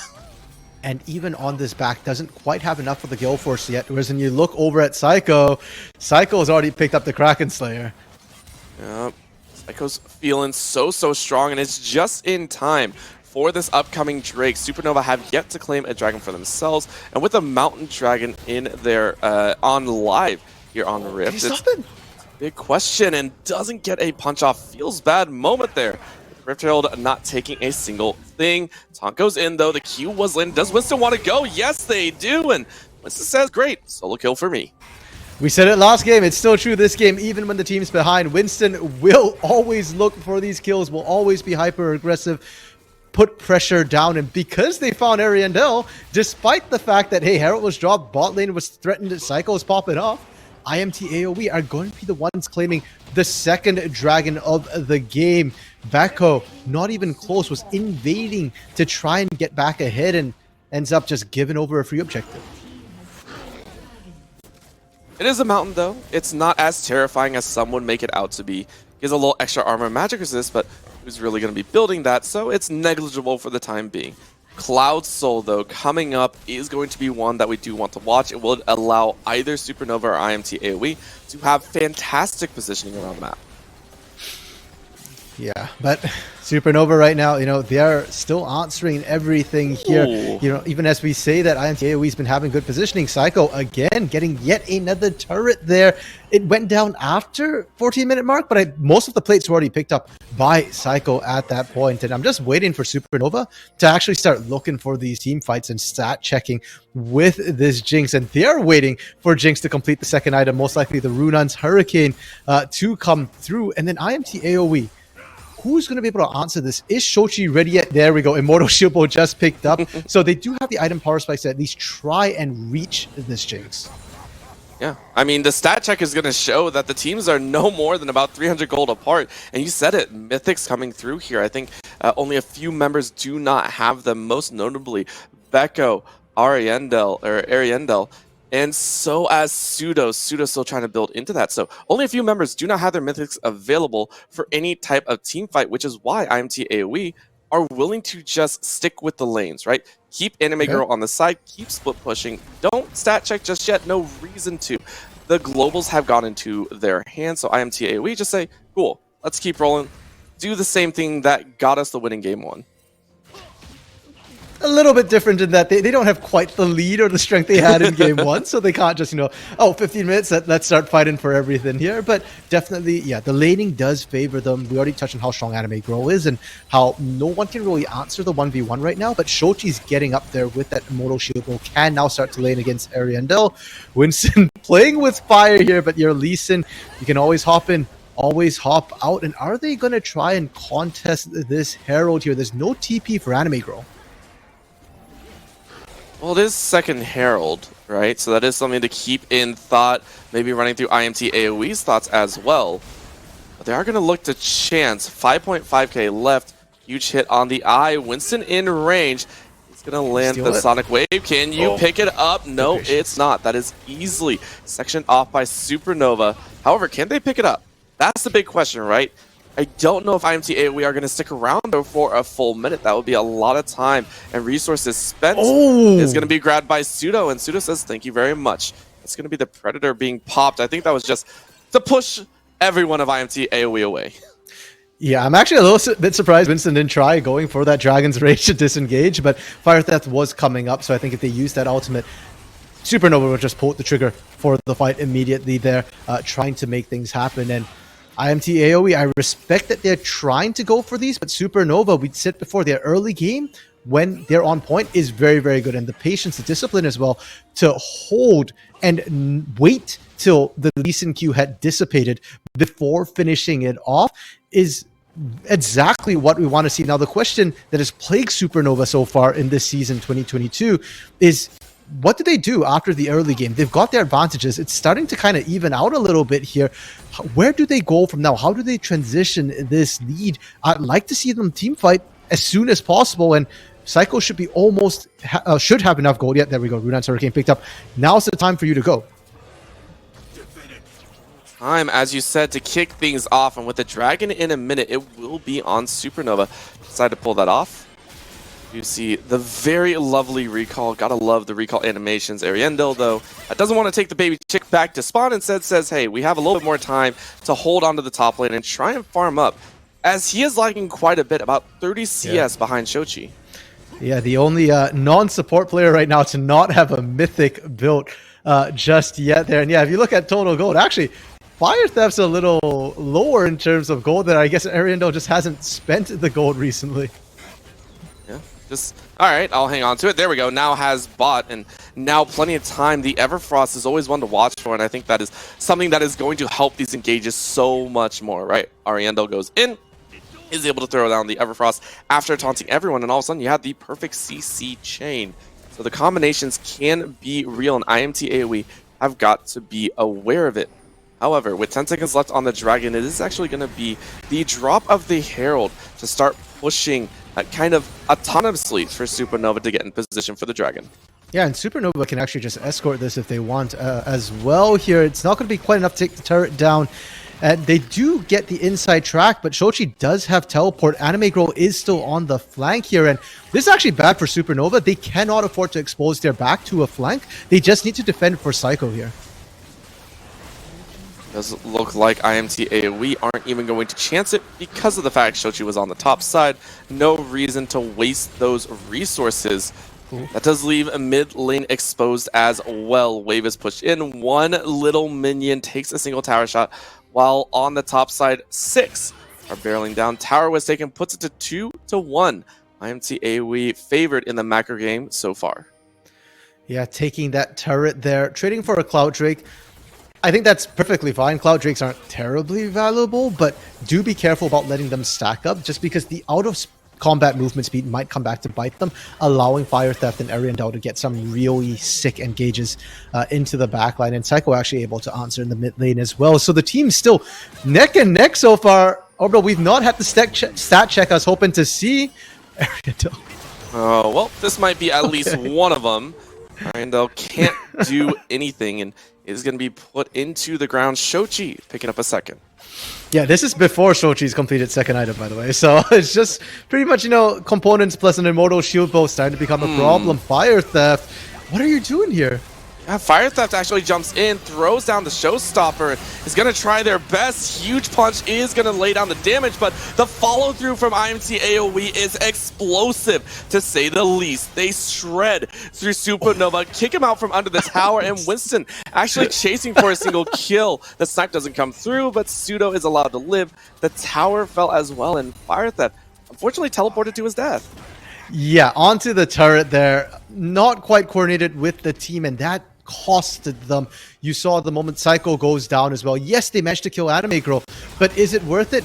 Not really. And with how close the fight ended up going as well, you kind of think if Fire Theft had walked in instead, or, you know, coming from a different angle, maybe they could have turned that. But unfortunately, he got popped so early that Psycho just didn't have a proper front line for the rest of that fight.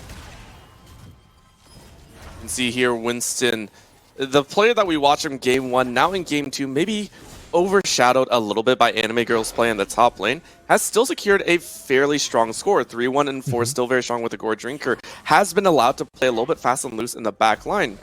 Even though it might not be as strong as the J4 right now, still gives him plenty to work with and plenty of kill pressure. However, when you're on the bot side, when Baron's being started, it's going to be a bit difficult. Supernova actually just baiting out for a kill, and they found one.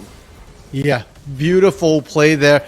I don't actually know if they had vision on Winston there, but clearing out the vision, threatening this, they can do this. They've got a numbers advantage now. There's not a lot of poke on the side of IMT AOE, so any attempt to disengage Supernova here would involve them actually walking in and risking their lives here. Meech trying their best, but there's no curtain call available. In goes Anime Girl Shochi, now revealing themselves from that bush, and they're going to try and break it out. Solarflower actually whiffs, and that's going to be the Shochi ultimate, but the firing back, the shutdown is real. But IMT AOE once again shred through the showstopper. Does minimal damage, but the rockets are really where it's at. The reset? A nice zapper catches Winston, and the safeguard is going to manage to keep him alive. He is going to sprint to safety. Rest of Supernova are going to back away, but right there in the damage route, you can see who put down the most damage. Oh my goodness there. First of all, Fire Theft, the true damage just raked across the team, but I'm more shocked that Psycho, and Psycho is probably shocked too, was expecting to finish off Winston, turned and looked for Meech instead with the remainder of the Get Excited, but Winston actually survived. The reset didn't fully come through for Psycho there, and IMT AOE, after what looked like a rough fight, barely getting away. We talked about the lack of vision here, and Trevor, you can't even blame Trevor at that point, right? You need to get vision, and how are you going to get in? Almost any way you try, there's some sort of CC to try and find you, and I'm just trying to watch how Fire Theft managed to absolutely wreck everybody in that fight. He's playing zone control here. Playing zone control, but Shochi on the flip side, fantastic ultimate to get into the middle of the fight was unfortunately popped, but that pull there. I think that combination with the Dragon's Rage was enough to kind of stall it out. If it hadn't landed, if it hadn't dropped enough damage, my goodness, it could have very easily been an ace for IMT AOE. But you can see the sprint away, right? Winston was just like, I'm living on a prayer right now, and it is very much really a prayer. Yeah, that's just insane here. And now IMT AOE, they got the vision. They can back off, but you can see that despite the gold lead, IMT AOE isn't necessarily that comfortable in a straight-up team fight. They're not feeling strong here. Instead, they're just buying time for Shochi to split push, and Dragon spawning Supernova left the Baron. Yeah, they left the Baron and don't suspect a thing, right? You can see everyone splitting out for the Dragon. Only one is going to check. Ariandel and Pseudo are going to check now. They have now spotted it. It's down to about 3.5. Is Pseudo going to go for the Solar Flare? No, they're going to try and fight and engage on the back end. Psycho has to go into the stasis, and in comes Ariandel. He's going to be able to save his ADC. They swing wide. Nope, never mind, I lied. Up on the kill. You do see the ADC dead, but the Baron, most importantly, he is going to go down. Winston now wants to continue the fight. Current call breaks open. It's going to slow down Fire Theft, who really doesn't have an option out. Over the wall goes Rel, and now the Haymaker is going to manage a bit of damage, and the cleanup duty is completed. IMT AOE may have lost their mid laner, but they take 3 in response and have the bust to boot. They have the Baron buff, the only one that really matters right now, Becco. Yep, that's the tag and the kill. Winston now with a 300 gold bounty on his head is looking for a bit more flashes under the tower. Decides against it, says, I'll let you live, when really it was Ariandel going, I taunted you, I got away cleanly. Still though, towers falling in the mid lane, inner tower, inhibitor tower, and inhibitor soon to follow. And Supernova did not get the Dragon on that push. We saw them peel away Becco, started it up, and the moment they realized that, wait, IMT AOE is actually doing Baron, Becco needs to get over here, they left. So IMT AOE can actually go back and pick up the Dragon for themselves as well. Talk about taking everything on the map. Leave nothing to chance. This, maybe it's not as fast as game number 1, but it was still their bread and butter. They took every inhibitor. They take every dragon, but it's the steal! Oh, you thought you could, but Psycho said psych! 2 dragons down in the pocket of Supernova, 2 Cloud Dragons as it is, as IMT AOE will not sit on Soul Point. It feels like we're back at the beginning of 2021 here with a snipe away from the Super Mega Death Rocket, and this is what I was talking about with Supernova having to be very careful about getting flanked. They thought they were the ones going in, and they didn't track Shochi carefully. So you saw right in the beginning of the fight, Psycho's already dead. And Shochi right here, being the team player, that wasn't a, oh, I'm going to be the hero play. That was, I'm going to buy time for my team play. So they not only get the kills, they get the Baron, and Supernova just overstays slightly, ends up losing everything there. Lose so much. A continuation of this play does show Becco falling, Galio getting away, and the tower's falling, right? That's the main point to talk about, as they lost an inhibitor in the mid lane, and now bot side also being pressured.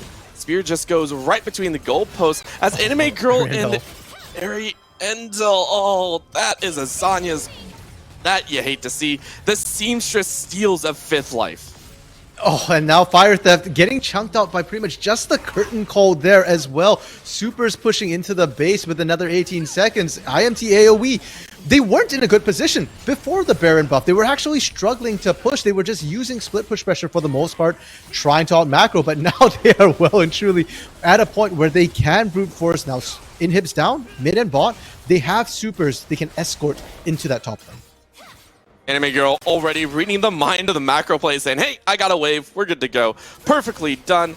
And you said Baron, but it just timed out, so they'll only take this tower and walk away. Potentially Trevor, of course, hiding off on the wings, providing some support off on the edge as IMT AOE wondering if they can continue pushing. It is a real option, but I don't know if they want to chance it. Shochi, of course, eating a brunt of that slow, and they're actually going to channel onto Fire. That's who brings the showstopper right back out. Anime Girl right in the middle, still gets the kill, but is going to trade their own life. Down in the backline, Shochi off of that soul is now going to swing right back, but no, the kill is made. Becco makes him pay. A kick lands onto Pseudo, very sorry, and now the Q lands. Down goes Leona, and that is a 2-4-2. Top laner Zed, mid is Zed for IMT AOE, and the support of Pseudo is down. 3v3 IMT AOE want to see how much they can get off of this push.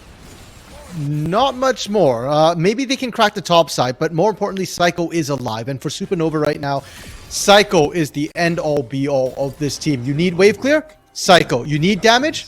Psycho. You need to win a team fight? Psycho. And in that last fight right there, you saw that they could not actually reach Psycho properly. Shochi and Anime Girl, I don't want to say they overdove, because that was more Fire Theft setting up a really good start of the fight by locking them out of position. But the point is they went deep, and unfortunately, Psycho was just able to free fire. So right here, yeah, they're kind of going in, but it's Fire Theft coming in from the side that really caused problems for them there when they got put into that choke point. Everybody's not in a position to punish Psycho, and you can see Psycho just in the base able to free fire as well. And a huge thing, I think, as well, is Shochi did not have the ultimate, had to use it to escape. So it wasn't the big follow-up that you were really expecting. So a little bit of air to be given Supernova's side. We will be able to go back, pick up a little bit more farm. With 2 inhibitors down, yes, you're being pressured on all ends, but at least you might be able to pick up a little bit of extra gold, right? 3 items deep for Psycho, granted a bottom lane all to themselves, landing on level 15. Not that all-important level 16 just yet, but it is going to be a nice little boost up, because this could potentially be the last stand. Yeah, it is, with the Supers still pushing in the bot side here. Supernova a little bit distracted. They're trying to hold this top side, and Shochi is poking from over the wall right here. Rockets chunking out pretty well. That's going to be the Predator going in. They do get the taunt down, and Anime Girl gets chunked out. Who else is going to fall? Nope, goes straight into the stopwatch. A follow through from Rel is going to manipulate the health bars. Down goes Gwen, and Supernova survives. Pseudo was able to stay alive. That's going to be a trade 1-for-1, and they're going to continue pushing. Shochi has pushed in the lane, is going to now fly right back out. Only take the mid lane inhibitor, and Supernova once again stave off death. But only for a moment. Tower falling quite low. Shochi trying to go in. Misses the ultimate, but it doesn't matter.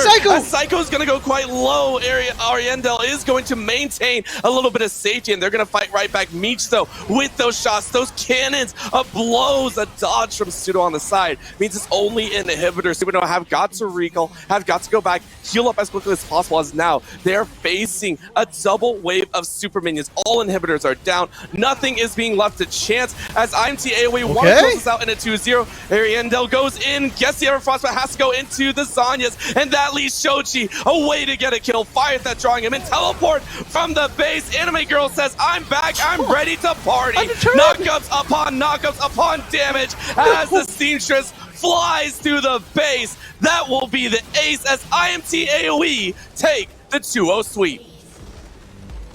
Orbital, Psycho is love, Psycho is life for Supernova, and Psycho was dead in that last fight, completely not able to answer back properly there, and that hurts to see. Supernova put up such a good fight that game, and it felt like they were winning right up to the moment they messed up at the Baron, and then it just went downhill from them. A really quick end as well. I'd love to see the Baron damage charts, the gold charts especially after that Baron, because I suspect we're about to see another cliff in those charts.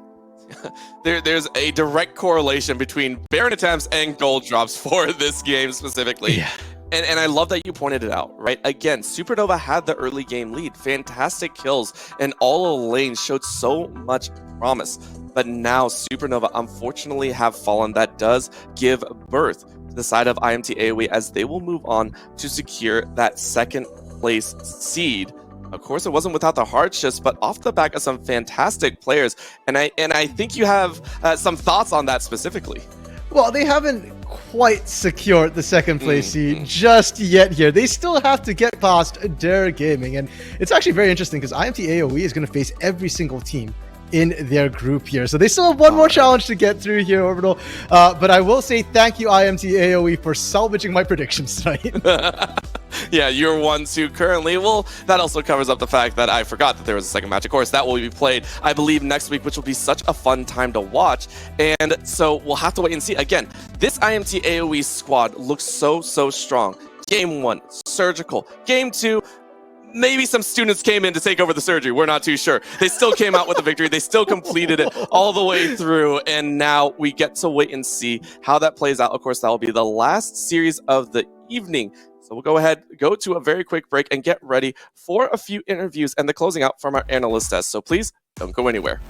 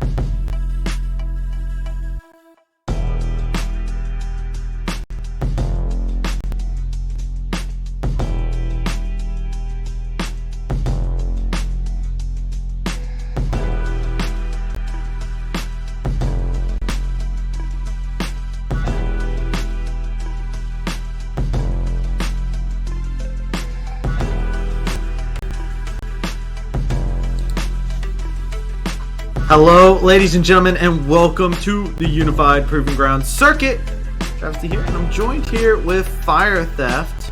Fire Theft, unfortunately, that last series didn't get to go the way that you wanted, but how are you guys feeling coming together as your squad here for Supernova?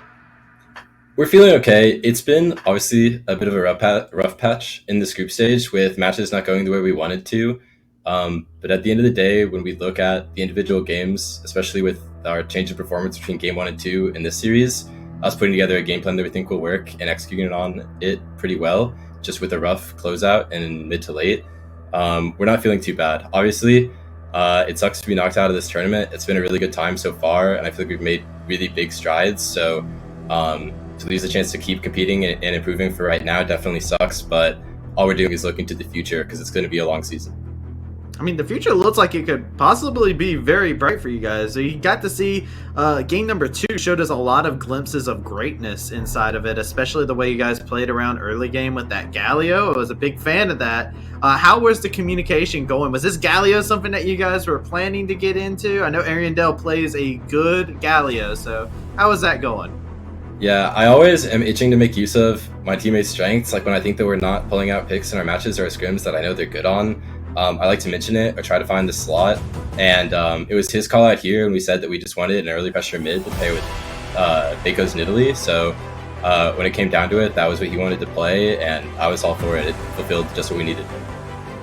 Yeah, and Fire Theft, I do want to bring up something. I want to highlight you because off stream, I was talking about you because of the fact that you were in game number 1. Mundo had the highest damage inside the game, was going where he pleased.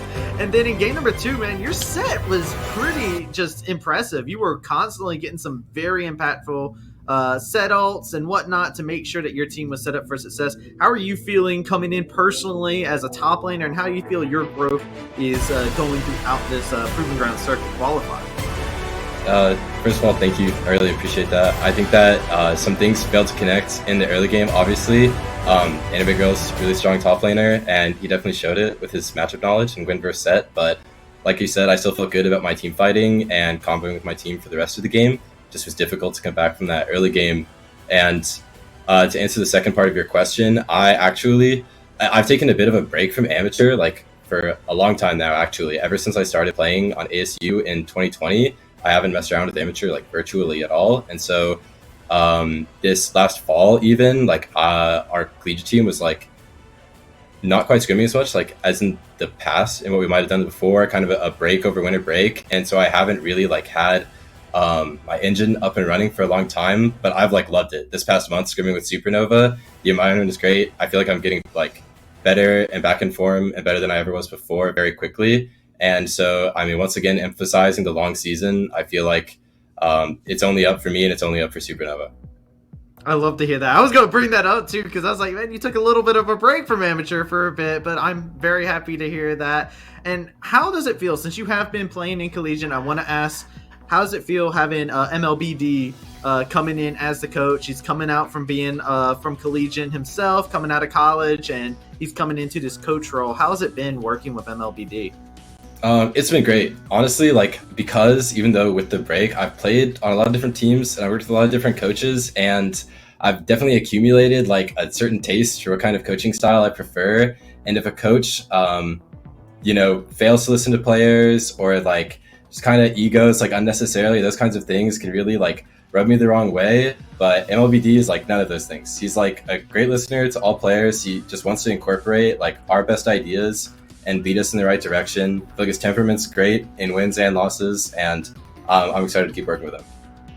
I love to hear that. With that being said, last thing, what do you got to say for the fans out there from Supernova that have been watching the Heart of Amateur go along? To all the Supernova fans, I've said it time and time again, I'll keep saying it. The season's only going to get better, we're only going to get stronger, and we have so many more wins to show you. So don't give up hope. Yeah, no hope to give up here, man. We got Supernova looking like they got some good stuff going up their way. That being said, thank you so much for Fire Theft for coming out for this interview and hanging out with us here. With that being said, we're going to throw it back over to our desk where we're going to get into that series. And gentlemen, we are back. We are ready to get into the nitty gritty here. Talk about this dub that did go out in the favor of IMT AOE, and I'll be honest, man. Supernova at the beginning of the game, they had me going, man. I was like, oh, they're playing around the map. They fix a lot of their issues. It was definitely a better showing for them for the first part of that game. I'm glad that we got to hear from Fire Theft about it as well, because I think that they definitely showed that they weren't just going to lie down and die, which is very good, because they definitely had that sort of vibe after the first game, you know. So I definitely respect the morale to come back and still be able to try stuff. Yeah, I mean, definitely compared to the first game, I mean, they were active. They had a very clean Galio dive, completely in and out, and almost turned out to be more. Couple spears. I think the one spear went wide, but very good early game. Honestly, it was just they kind of just like fumbled it mid to late. There's just slowly bleeding out farms, slowly like not a good use case of the Herald. It was just honestly, it was very sad to see, because I was really wanting to game 3, but I mean, closing out games is just, I mean, it's just a part of League of Legends, and you know, you just gotta rinse and repeat with your team, and you just gotta review the mistakes that were made. I'm talking about that Herald. We do have a replay. Supernova getting the Herald and whatnot, but had a little bit of interesting shenanigans that happened on the side. Lots of gold to be shared. Asai, if you could, take it away. Yeah, I mean, this play, I mean, it starts with, I mean, the bot lane is still bottom, and, you know, they're clearing vision, they're going to a fog, and it's just a battle for Herald, you know, I mean, they're sitting in the bush. Galio's very strong in these situations. He doesn't follow up instantly. They're kind of like just testing the waters. Set is still moving, and Jin just starts to fully commit.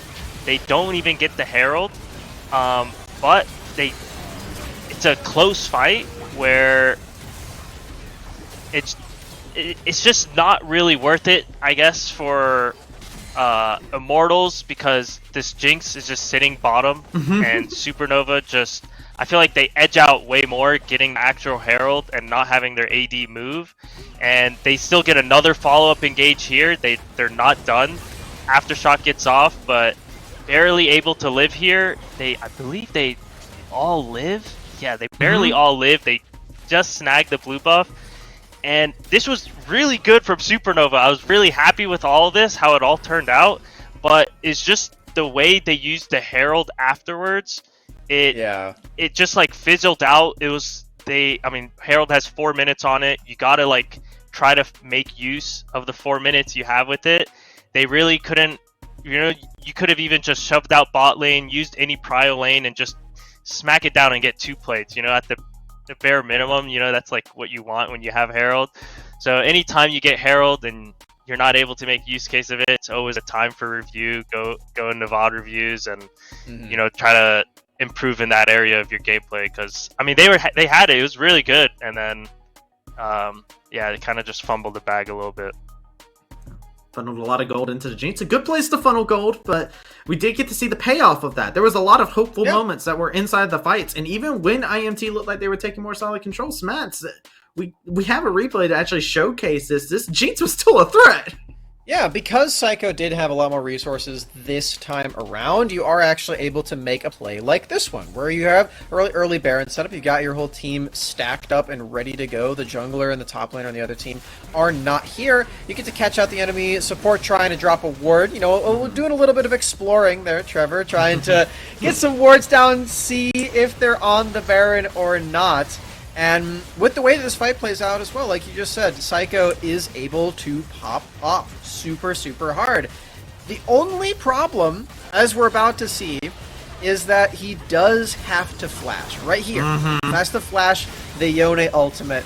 And good when flash you're... as well, yeah. It was a good flash, but when your Jinx doesn't have that ability anymore, you have to play a very different way for the next 5 minutes. And even though this play ended up working out really well for them, if they got these kills, it would have been really different. It's just these guys barely got to get away. It's safeguard at the end, making sure the Lee Sin was able to stay alive too. That's heartbreaking. As when you see the AD carry get a rocket off, and that shield pops up, and it's just enough to edge by. it's a feels bad moment for sure. But it felt good seeing what they were able to do with Psycho there. But we do have another replay to show exactly where that does become unfortunate. This is the punish that we're about to watch, where Psycho doesn't have flash anymore, and it's really easy for Supernova to get caught out of position. You have to play a very different way to protect this carry, and they sort of went into panic mode because Immortals do have a Baron timer. They're not actually spotted, and Supernova are not ready to keep Psycho safe in this one. You can see Fire Theft's not in the fight quite yet. They haven't set up really solid battle lines, and this Yone flank's about to ruin their day. Yeah, and just look at this, man. Psycho, he tried so hard to stay alive in this, but no flash. Yeah, stopwatch can only buy you so much time if you're in a good position, but I mean, when you spawn out of it and there's just a Yone still there and a Rel, it's a hard time without flash, as Max was saying. I mean, it's just their Jinx, honestly, it was really well played. He had that pop-off fight earlier. If he was able to close out those next couple kills, League is just a game of inches in a lot of team fights, and just if the fights were if that fight was like a little bit cleaner and he was able to pick up the extra couple kills, maybe he gets his 3 items earlier, maybe they can actually start snowballing, they can patiently wait without flash and wait for his flash to come up. But Immortals just had very strong individual champions. Yone, Gwen, these champions will deal severe damage in team fights. They will cause a ruckus, and that champions like Galio, you want to keep the ball rolling. Every ultimate, every objective, you want to keep the ball rolling. You want to, shove out your waves, do something on the side lanes, get deeper vision, make stuff happen.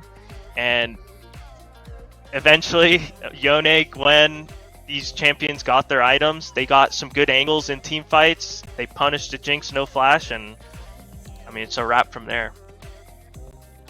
And we have ourselves the results coming in here for everything. As you can see, this is the end result of Group C and Group D. We have one more thing of matches for both groups to see who's going to take the second seed here. And I like how we have the Maryville here with the Taco Gaming name, but that is the Maryville logo down there in the bottom right. So it is still going to be Maryville.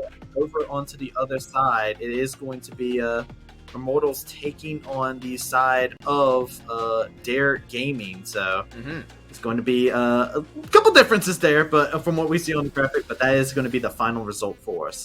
Yep, and that's next Monday. So we get to see who's actually going to move on from these groups. On that day, it'll be a great time to see what the other half of the playoff teams will be. Of course, we already locked in half of them today.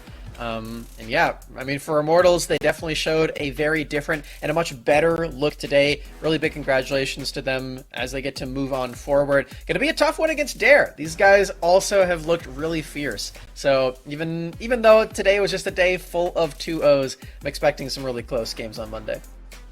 Absolutely. And Asama, I gotta ask you, how are you feeling going into these matchups? I know our time is drawn to an end. How are you feeling going into next week? You saw those 2 matches that are coming up. You got any favorites that you're pulling for amongst those groups? I'm excited for this Immortal squad. I mean, they had a really good showing. As much to say Supernova had a good lead. Immortals, props to them for actually coming back and finding the angles to come back and win. I'm not sure. Maryville's playing next week, right? I'm excited to see how they're doing, how they'll go. Honestly, how long is this whole thing going for? When's the finals of it all? February 1st. Yep. Okay, so yeah, I mean, I'm gonna keep up week to week, see how it goes. Probably just, I'm a guest for Immortals. I have to go for Immortals now, so I'm gonna punch my ticket for the Immortals hype train. My boy Winston, Trevor and Roy. I think they got it. We'll see how they do, and I'm excited to keep watching. All right, and any closing notes for you, Smats, as we finish off our week of action here? It's gonna be a sad time for the amateur fans waiting all the way until Monday, but don't fret because tomorrow and the next day Academy's back on. It's actually starting up the season, so definitely be sure to come back to this channel and watch some Academy games. Those are gonna be really fun as well. Exactly, just that. With that being said, thank you so much, Osama, for coming in, being a fantastic guest, and hanging out with us for these games here. But, ladies and gentlemen, you don't want to touch the browser. We are about to go over to another interview. This time, we have Winston coming in here hot, so let me go ahead and flip over to there. Your first time in KO, admit it. Your first time again. And, hello, Winston, how are you doing? I'm good. Hello. That's fantastic. How does it feel to be able to have such a clean series for yourself, man? Feels good. I think our last series wasn't the best. I think there was a lot of good things, but also some things we needed to work on, which we were able to address this week. But yeah, I think this week we had strong game plans going into the games. I think for the second game, obviously their comp had a lot of early options, whereas ours didn't, but we were able to play sides really well later on, which I'm really proud about, especially for my young solo laners. Just their ability to listen and be able to just continue to develop really well, which is just showing. So yeah, I think it was a good series, and I'm sure you'll see more in the coming weeks. Yeah, I mean, I gotta touch on game one, man. That pathing, was it personal? Because you went on a mission. You got red buff, went straight bot side, and just were ganks all around here. Yeah, well, I mean, based off kind of the map state in which they presented level 1, it wasn't personal per se, but based off the wards in which they showed, it was pretty predictable that they wouldn't actually have a ward covering their ball lane for that play based off where they put the wards level 1. So it made the gank pretty obvious since I was able to identify it, and making sure that I wasn't able to fall behind on Lee Sin, just ensuring that my ball lane was in a good state. So yeah. I think overall, my not only did my laner set me up in really good spots in order to, be able to succeed on those ganks, but as well just good game plans going into the game, which resulted in a good, really strong first game. Yeah. And you're a part of the first iteration of an IMT AOE org here. How is it been playing with? How's the team been, and how's the games been going? Have you guys been meshing well and feeling that growing happening, or? Mm-hmm. Well, obviously in terms of kind of the roster construction, there's, although we are like a, we're under that, tier 3 within LCS org, and they're really facilitating us regarding the resources they're able to provide for us, which is a super awesome change, that I have going into this amateur split. That in terms of the individual players, there's obviously, in both Shochi and Anime Girl, they're both, really young rookies. It's their first, I'd say, serious split in amateur where they, get the opportunity to really show out with, strong pieces around them, able to facilitate their growth as well as just make sure that they can undergo the best amount of growth in the shortest amount of time possible. So I think as long as they continue to really use their resources well, they should be able to develop into really strong players in the coming year. And also just like for those two players, I haven't played with two rookies like in general that have been like really so motivated to learn in the different aspects of the game. Just both with outside resources and resources in-house. So I think it's, they're both really, really great up-and-coming players, and I hope they continue success and, continue that trend. And then in terms of our ball lane, I think Meech and Trevor are two players that, I've known them personally, and I think that they haven't been in situations for them to really flourish as players and as a ball lane. And going into this offseason, after I kind of knew my situation in the competitive scene and knowing that I'd re-enter amateur and want to make that final mark and see what I can do, I know that they were two players that I really wanted to play with, since I know that they both are going to be players that I'm going to be able to rely on, are both really heavily strong into the game, and they're going to put their all into it, especially with the situation they're now presented with. So I think this is a really good opportunity for not only myself but all the players as well as the staff, who are all able to grow together. And yeah, I think it's just a great team. We still have a lot to improve on, and we're not perfect yet. But yeah, by the time the end of this tournament comes, I think we'll be a really strong contender.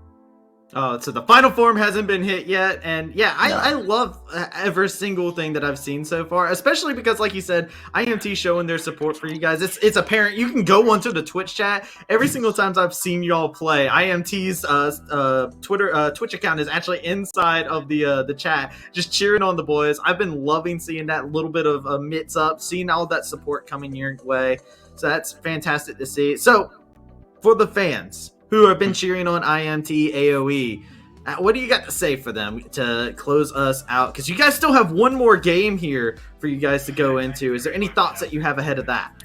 Yeah. Well, obviously we'll do everything in our power behind the scenes in terms of our practice regimen and preparation going into the match. So, continue to support us. Cheer us on. We'll make sure we're always bringing good performances to the fans that you guys can be proud of. And yeah, there's just a lot of good upcoming stuff from, players from the Great Lakes region, which we have a lot of, especially others. So I think there's a lot of talent here that can be further developed, and I'm excited to see what I can do with this roster. And just have another great split.